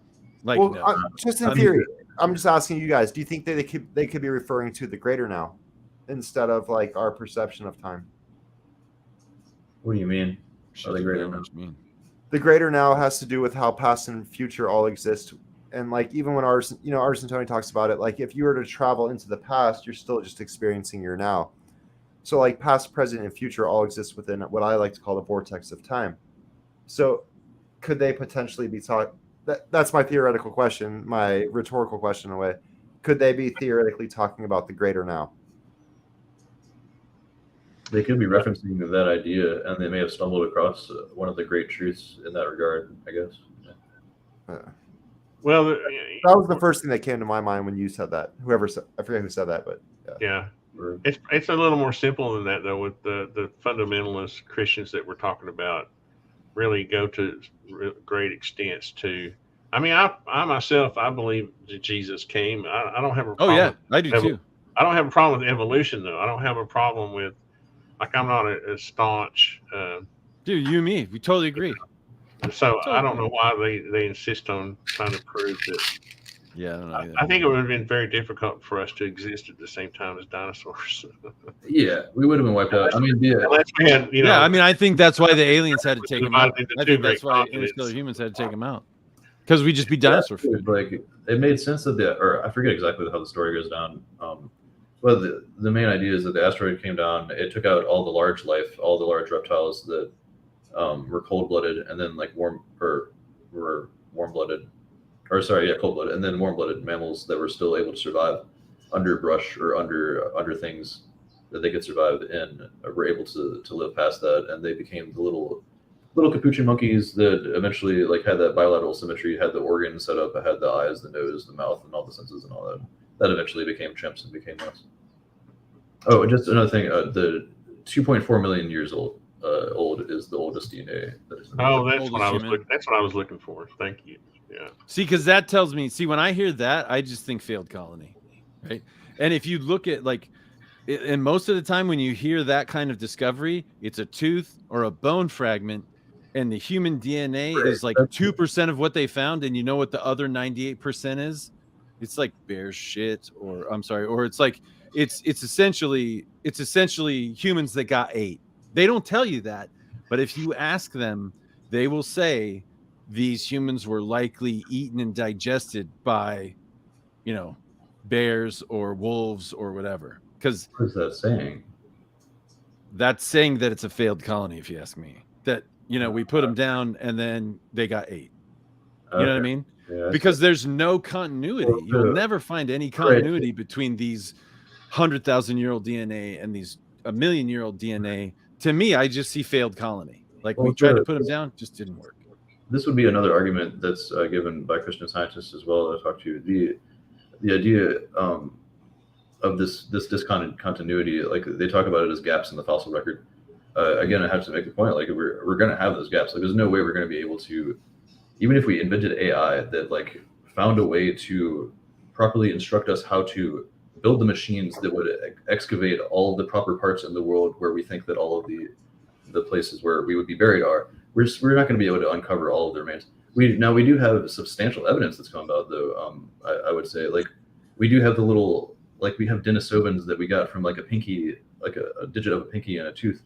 And the reason that we think that we got all that out of that is because it was well-formed DNA. Like, it was a whole section of a DNA chain. And so we can look back at that and compare that to other hominids and other Neanderthals and things that came previously. So my favorite source of evidence is super exciting discovery. It's called Rising Star Cave, 2015. They discovered, I think it was 10 different skeletons. Most of them were mostly fully formed. Like they had almost all of their bones, and this is because we think that they were preserved deep into these caves. Like it was way back into these caves that only certain people could fit into. Like they had to hire some locals that were like skinny and like hire kids to way down into these crevices, and they just brought out bones after bones after bones. So we have a lot of evidence from that one. And then again, we're also what species was that? It was Homo naledi, or Homo naledi, I think is what it's called. This was dated back to 267,000 years ago, I believe. Yeah. So they were probably exercising burial in those caves, right? I believe so. And that, to me, like, again, we're talking about the cycles of consciousness earlier. That's one that's beautiful to me. Like the idea that we were respecting the death of others, like that's something that brings me a great peace and great connection with other species as well, because we see elephants crying and going back to the grave sites of their loved ones, and we see chimps having bonding experiences. Oxytocin runs throughout most mammals, it seems. I mean, our bonding chemicals are there, and they've probably been there for hundreds of thousands of years. So at least there's that to acknowledge and to reflect upon. I mean, that's awesome. Gaps though. Not to be too much of a hippie, but man, love is amazing. Yeah. But like, seriously, real quick. You see what that says to me? That says to me that if that we should have had, if we had a survival, if that colony would have survived, it would have done what we did, and its trajectory would have sent us. If they started like 250 whatever thousand years ago, 6,500 years after they started, they should be where we are now. You see what I mean? Like that would be. I would say that they're a colony that didn't survive. But if they would have survived, if they would have survived 6,500 years, they would be where we are right now. So because they were planted there. That kind of like flies in the face of natural evolutionary psychology and the progression of what we think cognition evolved as.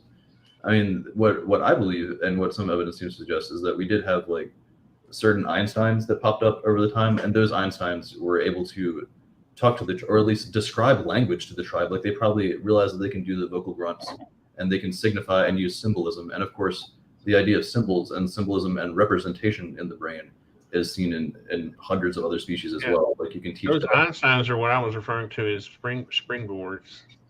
Also, so my grandfather was pen pals with Albert Einstein. But what I wanted to say real quick was that before we get too far away, like we've already covered 5 different topics since I wrote this down. When it comes to the fossil records, what percentage of actual animals that lived on Earth do we have a fossil record of? Like if say 100 animals lived on Earth, how many of them get fossilized? Yeah, I've heard it's 0.04%. 0.000. So there's different forms of fossilization as well. Like I meant to make this point earlier. The idea of the smell from the tyrannosaurs, if those were caked in mud, like many layers of mud, that could potentially trap the smell for hundreds of thousands of years.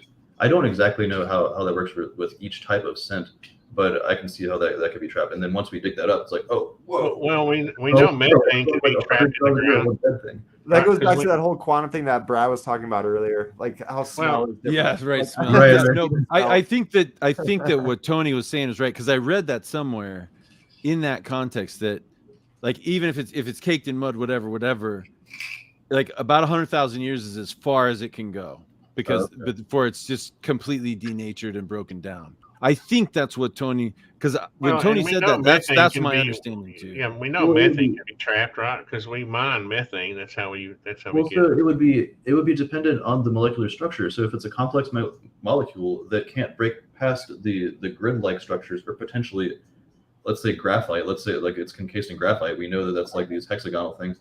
It would be harder for complex molecules to be able to penetrate through that because it would be trapped by the many layers of overlapping hexagons.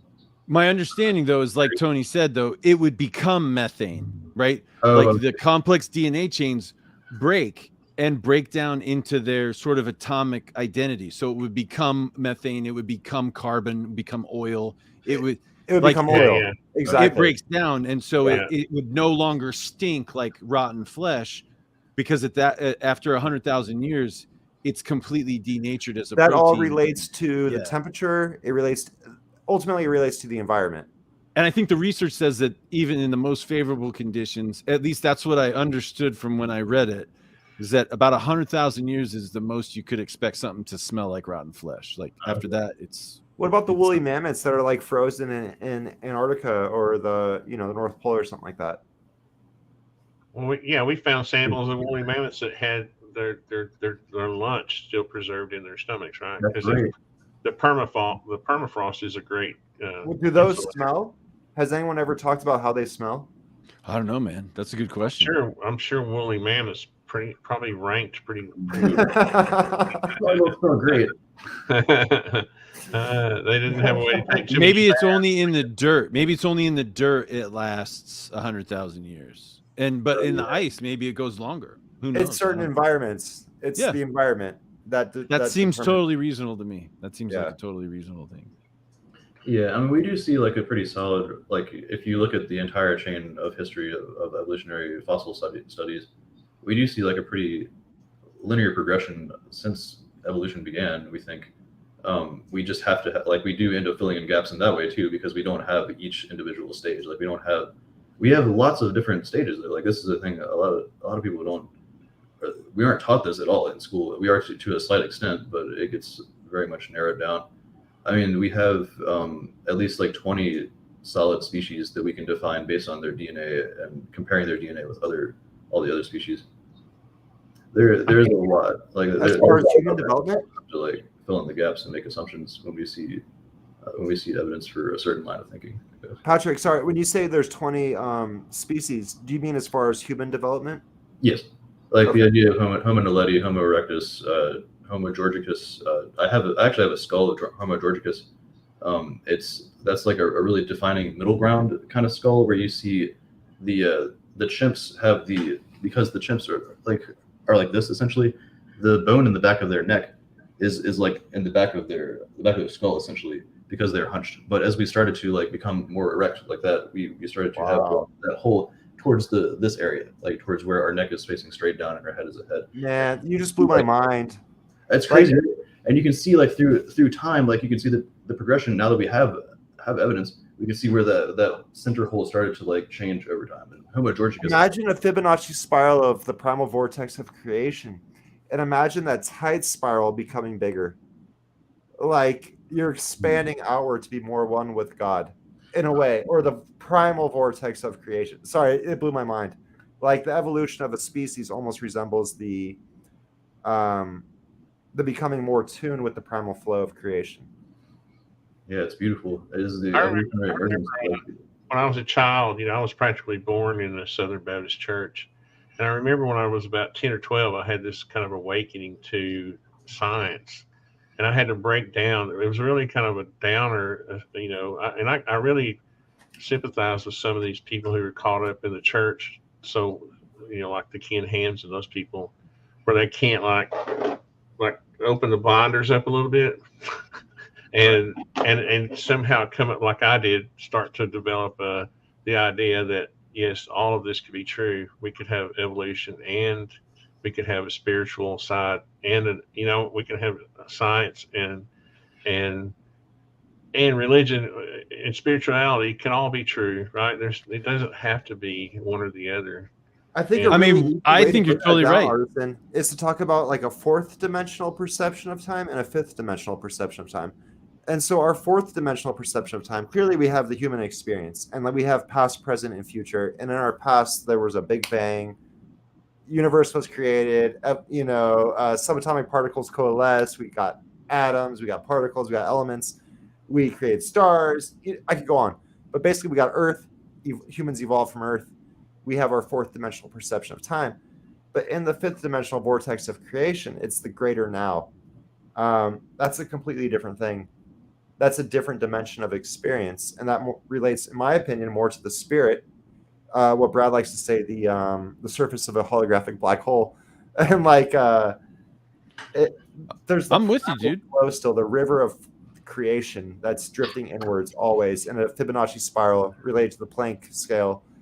And totally, dude. I totally believe you. I mean, because if you think about the black hole, right? We got black holes inside our universe, right? So if our universe is on a black hole, then there's black holes inside those black holes and black holes inside those black holes and black holes inside. Yes, it's a fractal of creation. Yeah. So totally. If we are on the surface of a black hole, when we die, if we leave the surface of black holes talking radiation, we go back to the next one, then in some ways it's plausible that we repeat the same thing if the physics is in a physical sense. And so now when you think about like deja vu, maybe you did do that again. Maybe it was on the previous fractal that you did that.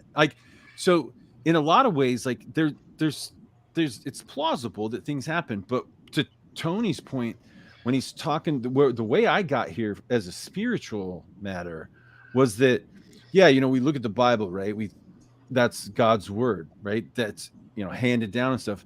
But if you look at physics, if you look at the stars, if you look at reality, in my view, that's the work of God. That's the hand of God. And so to understand and to really try to embrace the nature of reality and stuff, I really think if you're truly pursuing science, then you are truly pursuing God's work. You're truly pursuing creation. And so, Patrick, when you talk about you're sentimental about how we're special, like I have ASPD, right? I'm psychopath, right? So I have very little connection. I mean, just clinically, Brad, you're not a psychopath. You're a human and trying to exist within a very delusional. Well, I'm just going by what other people's labels for me are. But like, I have ADHD. I'm essentially neurodivergent. I don't suffer the gravity of those kinds of social needs to be sentimental about how we're special. And so, in my view, and that makes you special. That makes you have a different perspective. You see things differently than I do. But me, I'm just like, well, if this is true and this is true and this is true and this is true, I'm not sentimental about, is this, ancient humans from Earth's construction? Like, oh yeah, yeah. So I mean, like, I could be wrong, but but what I say is that if I'm right, then all those monolithic structures are concrete, and we'll see that if they're inspected with a electron microscope. Like, I could be wrong, but those predictions flow from a critical thinking algorithm that predicts those things. That's all. Brad, I just want to say something real quick, man. You're not crazy. I made this term a long time ago. It's called CFDD. Okay. And it's what psychologists suffer. It's categorizing functional disorder. They walk around all day trying to categorize people into functional diseases. Yeah. And it's like, dude, we all just exist in the now. Yeah. Why are you walking? I'm part of the universe, dude. I'm not apart from the universe. I'm part of the universe, and so are you. You know what I mean? It's like we don't exist in the universe. We're actually energy. What's funny is I've always been a big fan of this, everything can be true type of thing. It kind of flies in the face of, people who put them in the category of science, or people who put themselves in the category of spirituality or whatever, or religion. But I mean, to me, if you just think about what is the most simplest solution, is that our universe wasn't created from nothing, but that it did have a creator. And I think, I don't think that's to me, it's just a simple, beautiful solution to the problem, and that our universe was created into a space that was already here, which may be the fabric of, space time or whatever. That would be apophatic, I would say. I mean, and we have our evolved senses, right? And we do our best to understand it. What did you mean by that, Patrick? Oh, like we were talking about before, we have apophatic versus cataphatic. Like, this would be saying what God is. Like, we're saying that God is for sure the creator of the universe, versus looking for other explanations of things. Now, when I talk to other people, I've had debates about this in the past that have been pretty productive. I've heard metaphors like like God set things in motion, and then natural selection or causality and determinism emerge from that afterwards. Because that's what we see with the records of all the records, like of the motion of the stars, like the position of the stars, how fast they're moving away from each other, and we can track, like, from the cosmic microwave background radiation, how they've been accelerating and all that. So the metaphor that was given was like a baseball player like throwing the ball and then like freeze framing, or like almost freeze framing to the time scales that we're seeing it at. And so we're seeing like God throwing all the stars into motion, and we're seeing that motion after he set those into being. Now, that proposition, I think that's kind of because science can't explain how it is. We had, what was the first two elements, hydrogen and helium or whatever. Those were science is so limited to the they were created by something, right? Yeah, we can only do so much. I mean, this brings me to another point I wanted to ask Brad about, or at least mention this. Donald Hoffman talks about the idea of he says that like space-time is dead or doomed. Like, the concept of space-time is now considered old physics, and he says he has lots of physicists saying this, and what the evidence is showing, what modern physics is showing, is that space-time only takes us so far, and then we have to start considering things like that can lead us into solipsism, that can lead us into things like Kastrup or Barnard Kastrup was talking about as well, that we project consciousness and that the universe is emergent through us. And this really I wanted to ask about this because the whole idea of consciousness being on the surface of a black hole, I think there could be parallels involved in that too. You guys should definitely talk to him. Like try to set that up. Brad, if you want to go first, I'm man, telling I'll you, man, definitely like- go second. Well, Like, can we schedule it's midnight. I'm gonna have to go to bed. Actually, I have to take a shower before I Yeah. go to bed. Is there any way we could do this again sometime? And Love to, man. man, I had a cartoon queued up for the last like hour and a half. Oh, hour and a half. Oh, you don't mean it'll take an hour and a half. You mean, okay. Well, here, go ahead and show it, and then I'll. Well, no, but what I wanted to say real quick to Patrick's point is that our perception of the universe emerges from the primal flows of creation. So 100%, man. It's one half past relatively energetically, one half future relatively and energetically creating a now moment.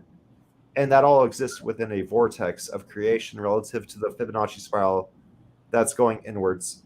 But what I wanted to show was a cartoon because I mean, the reason I came on tonight was to actually talk about why I've been doing the work I've been doing for like over since I graduated, since I was 5 almost, honestly, like why I got a degree in astrophysics, why I got a degree in engineering, why I created a cartoon character, why I wrote a book on fifth dimensional physics, and why why our world is in war and struggle right now, and how we can actually solve it and create world peace.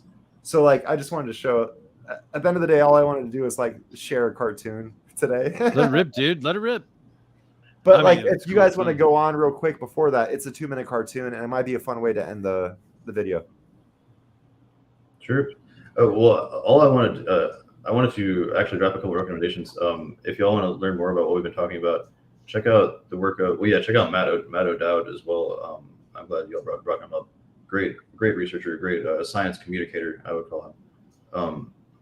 Also, History with Kaylee is an up and coming YouTube channel. She delves deep into ancient history and ancient history, and the latest and the greatest from the research that we're seeing emerging now. Like she's always coming up with new stuff that's blowing my mind. New evidence about Homo naledi that we were just talking about earlier. Actually, she did a video on recently. Her and Nick Lane. Nick Lane was interviewed on the Freeman podcast and various podcasts recently. He's been doing the circuit, and he has some really good books out that describe the course of human life and the course of biological evolution as well, in really entertaining prose. The dude is an incredible author.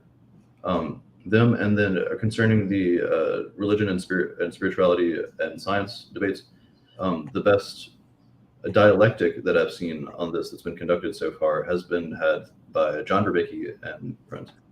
Verbeke is an excellent philosopher and historian and cognitive scientist working at University of Toronto. This is where Jordan Peterson came from, and Anderson Todd, also incredible thinkers. He has conducted this thing with Reverend Paul Vanderklay's church called the Consciousness and Conscience Conference. And this came out last year. This was, or a few months ago, I think. And this is the best series I've seen on this debate, trying to see what we can extract from spirituality and from science, and seeing how we can meld those two together. What is valuable in religion? What is the things that we all agree on in religion, and so on and so forth. It's 2 cognitive scientists and an icon carver and a symbolism researcher named Jonathan Pajot, and also Reverend Paul Vanderklay. It's at his church. That's so cordial, so wholesome. What a wonderful exchange, as opposed to like Richard Dawkins versus like Ken. Oh yeah. Very, very productive. Yeah. I love it. I love it when people can come together and just have conversations like this without having arguments. You know. I don't like you because you're this. Sorry, that was just everyone else in reality, not us. Okay, well, I'm gonna have to. Here, are we gonna close it with your cartoon? Yes, please. That'd be great. No, I want to see. I have 2 different videos I could share, but I guess I'll just do one of them because it's already been 3 hours and 42 minutes, and this one will be the very first 4 hours. Yeah. The very first cartoon I ever made. Okay. And it was made 10 years ago. All right, so here we go. Can you guys see that? Yeah. All right, so you can see this was the one I was going to share. It's actually under my mother's name, Stella Novitzki, 10 years ago. This is Ollie the Skate Case Alien Time. But below that is this one, which is the very first Ollie the Skate Case cartoon.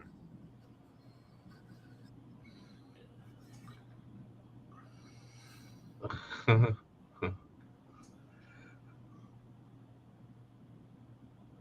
always wondered how people had the patience to do every one of those little drawings.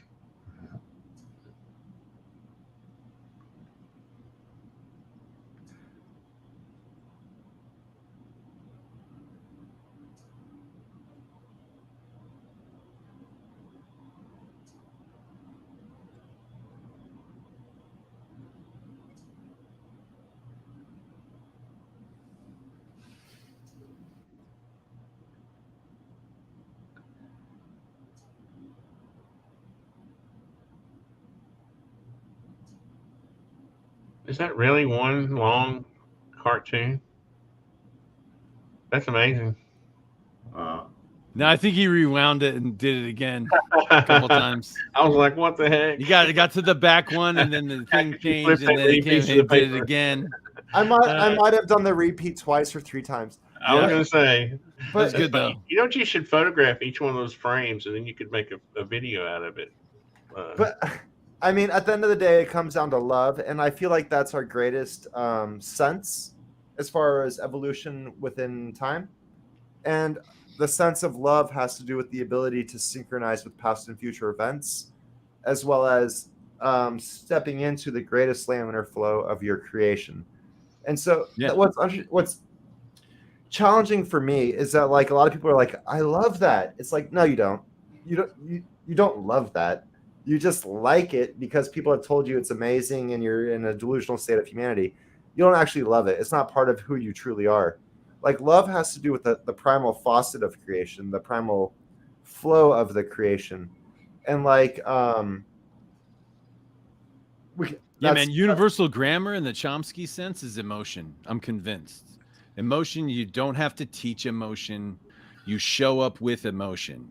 What you need is sort of language to correlate observation to emotion.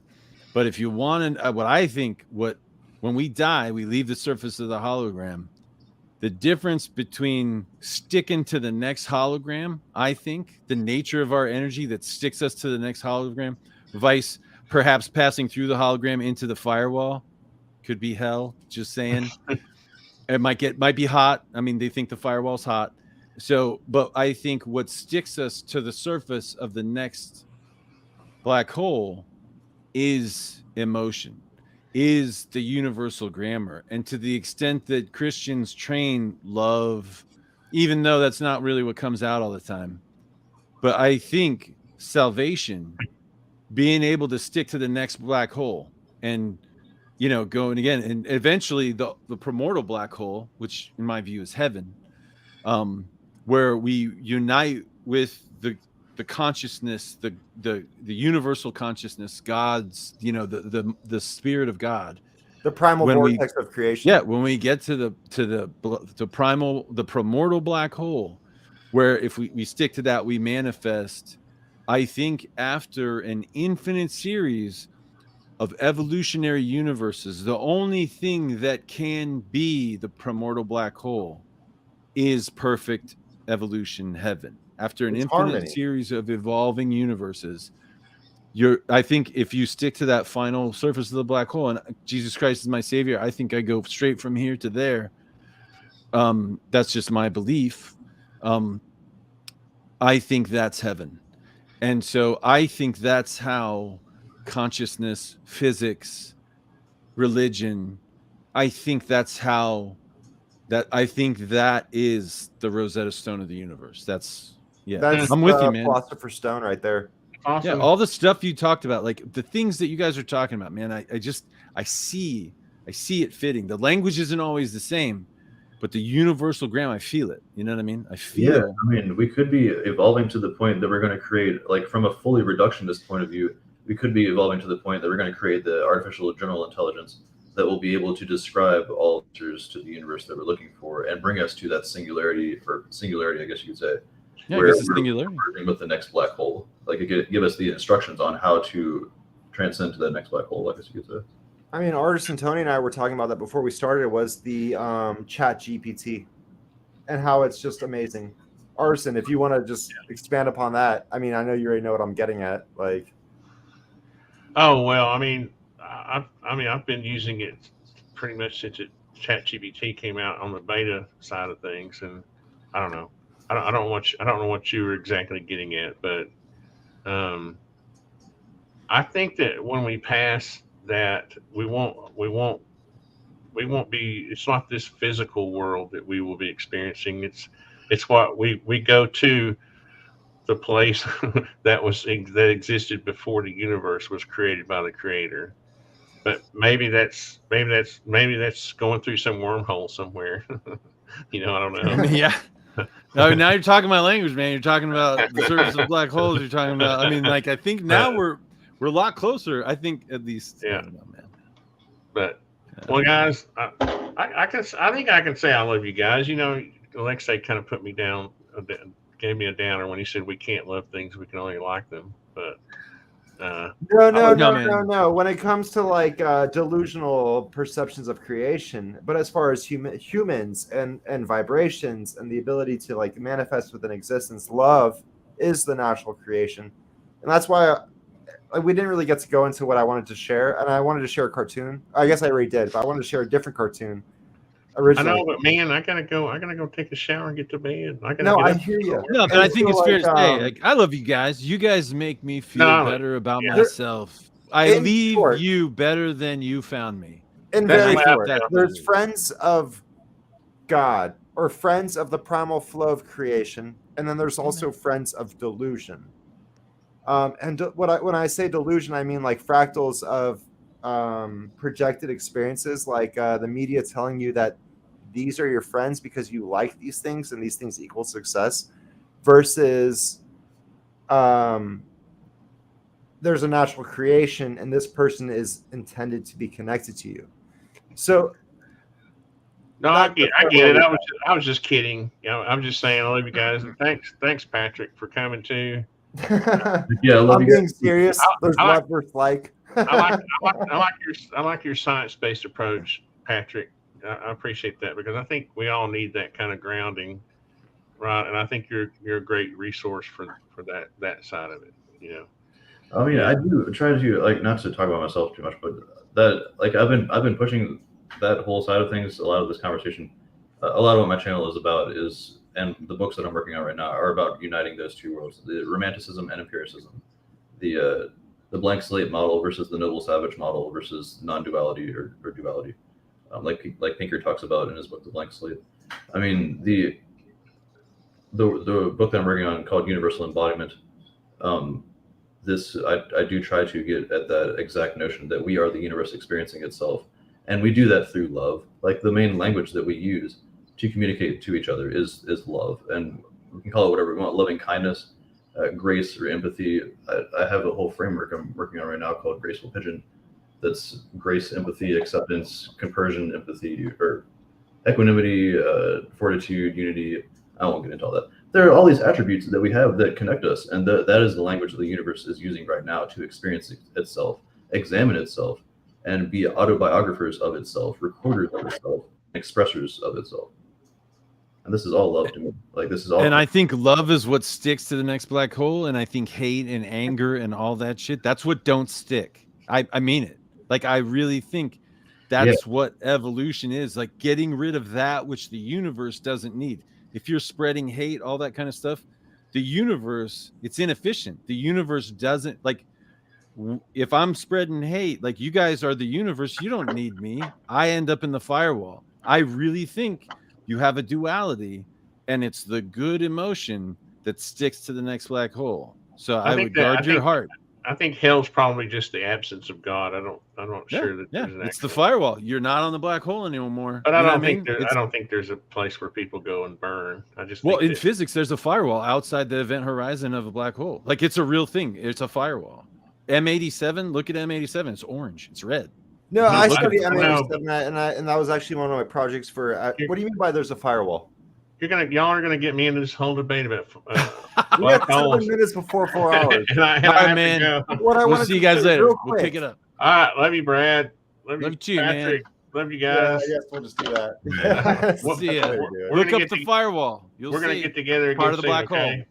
We're gonna get together Okay, see again ya. soon. All right, y'all.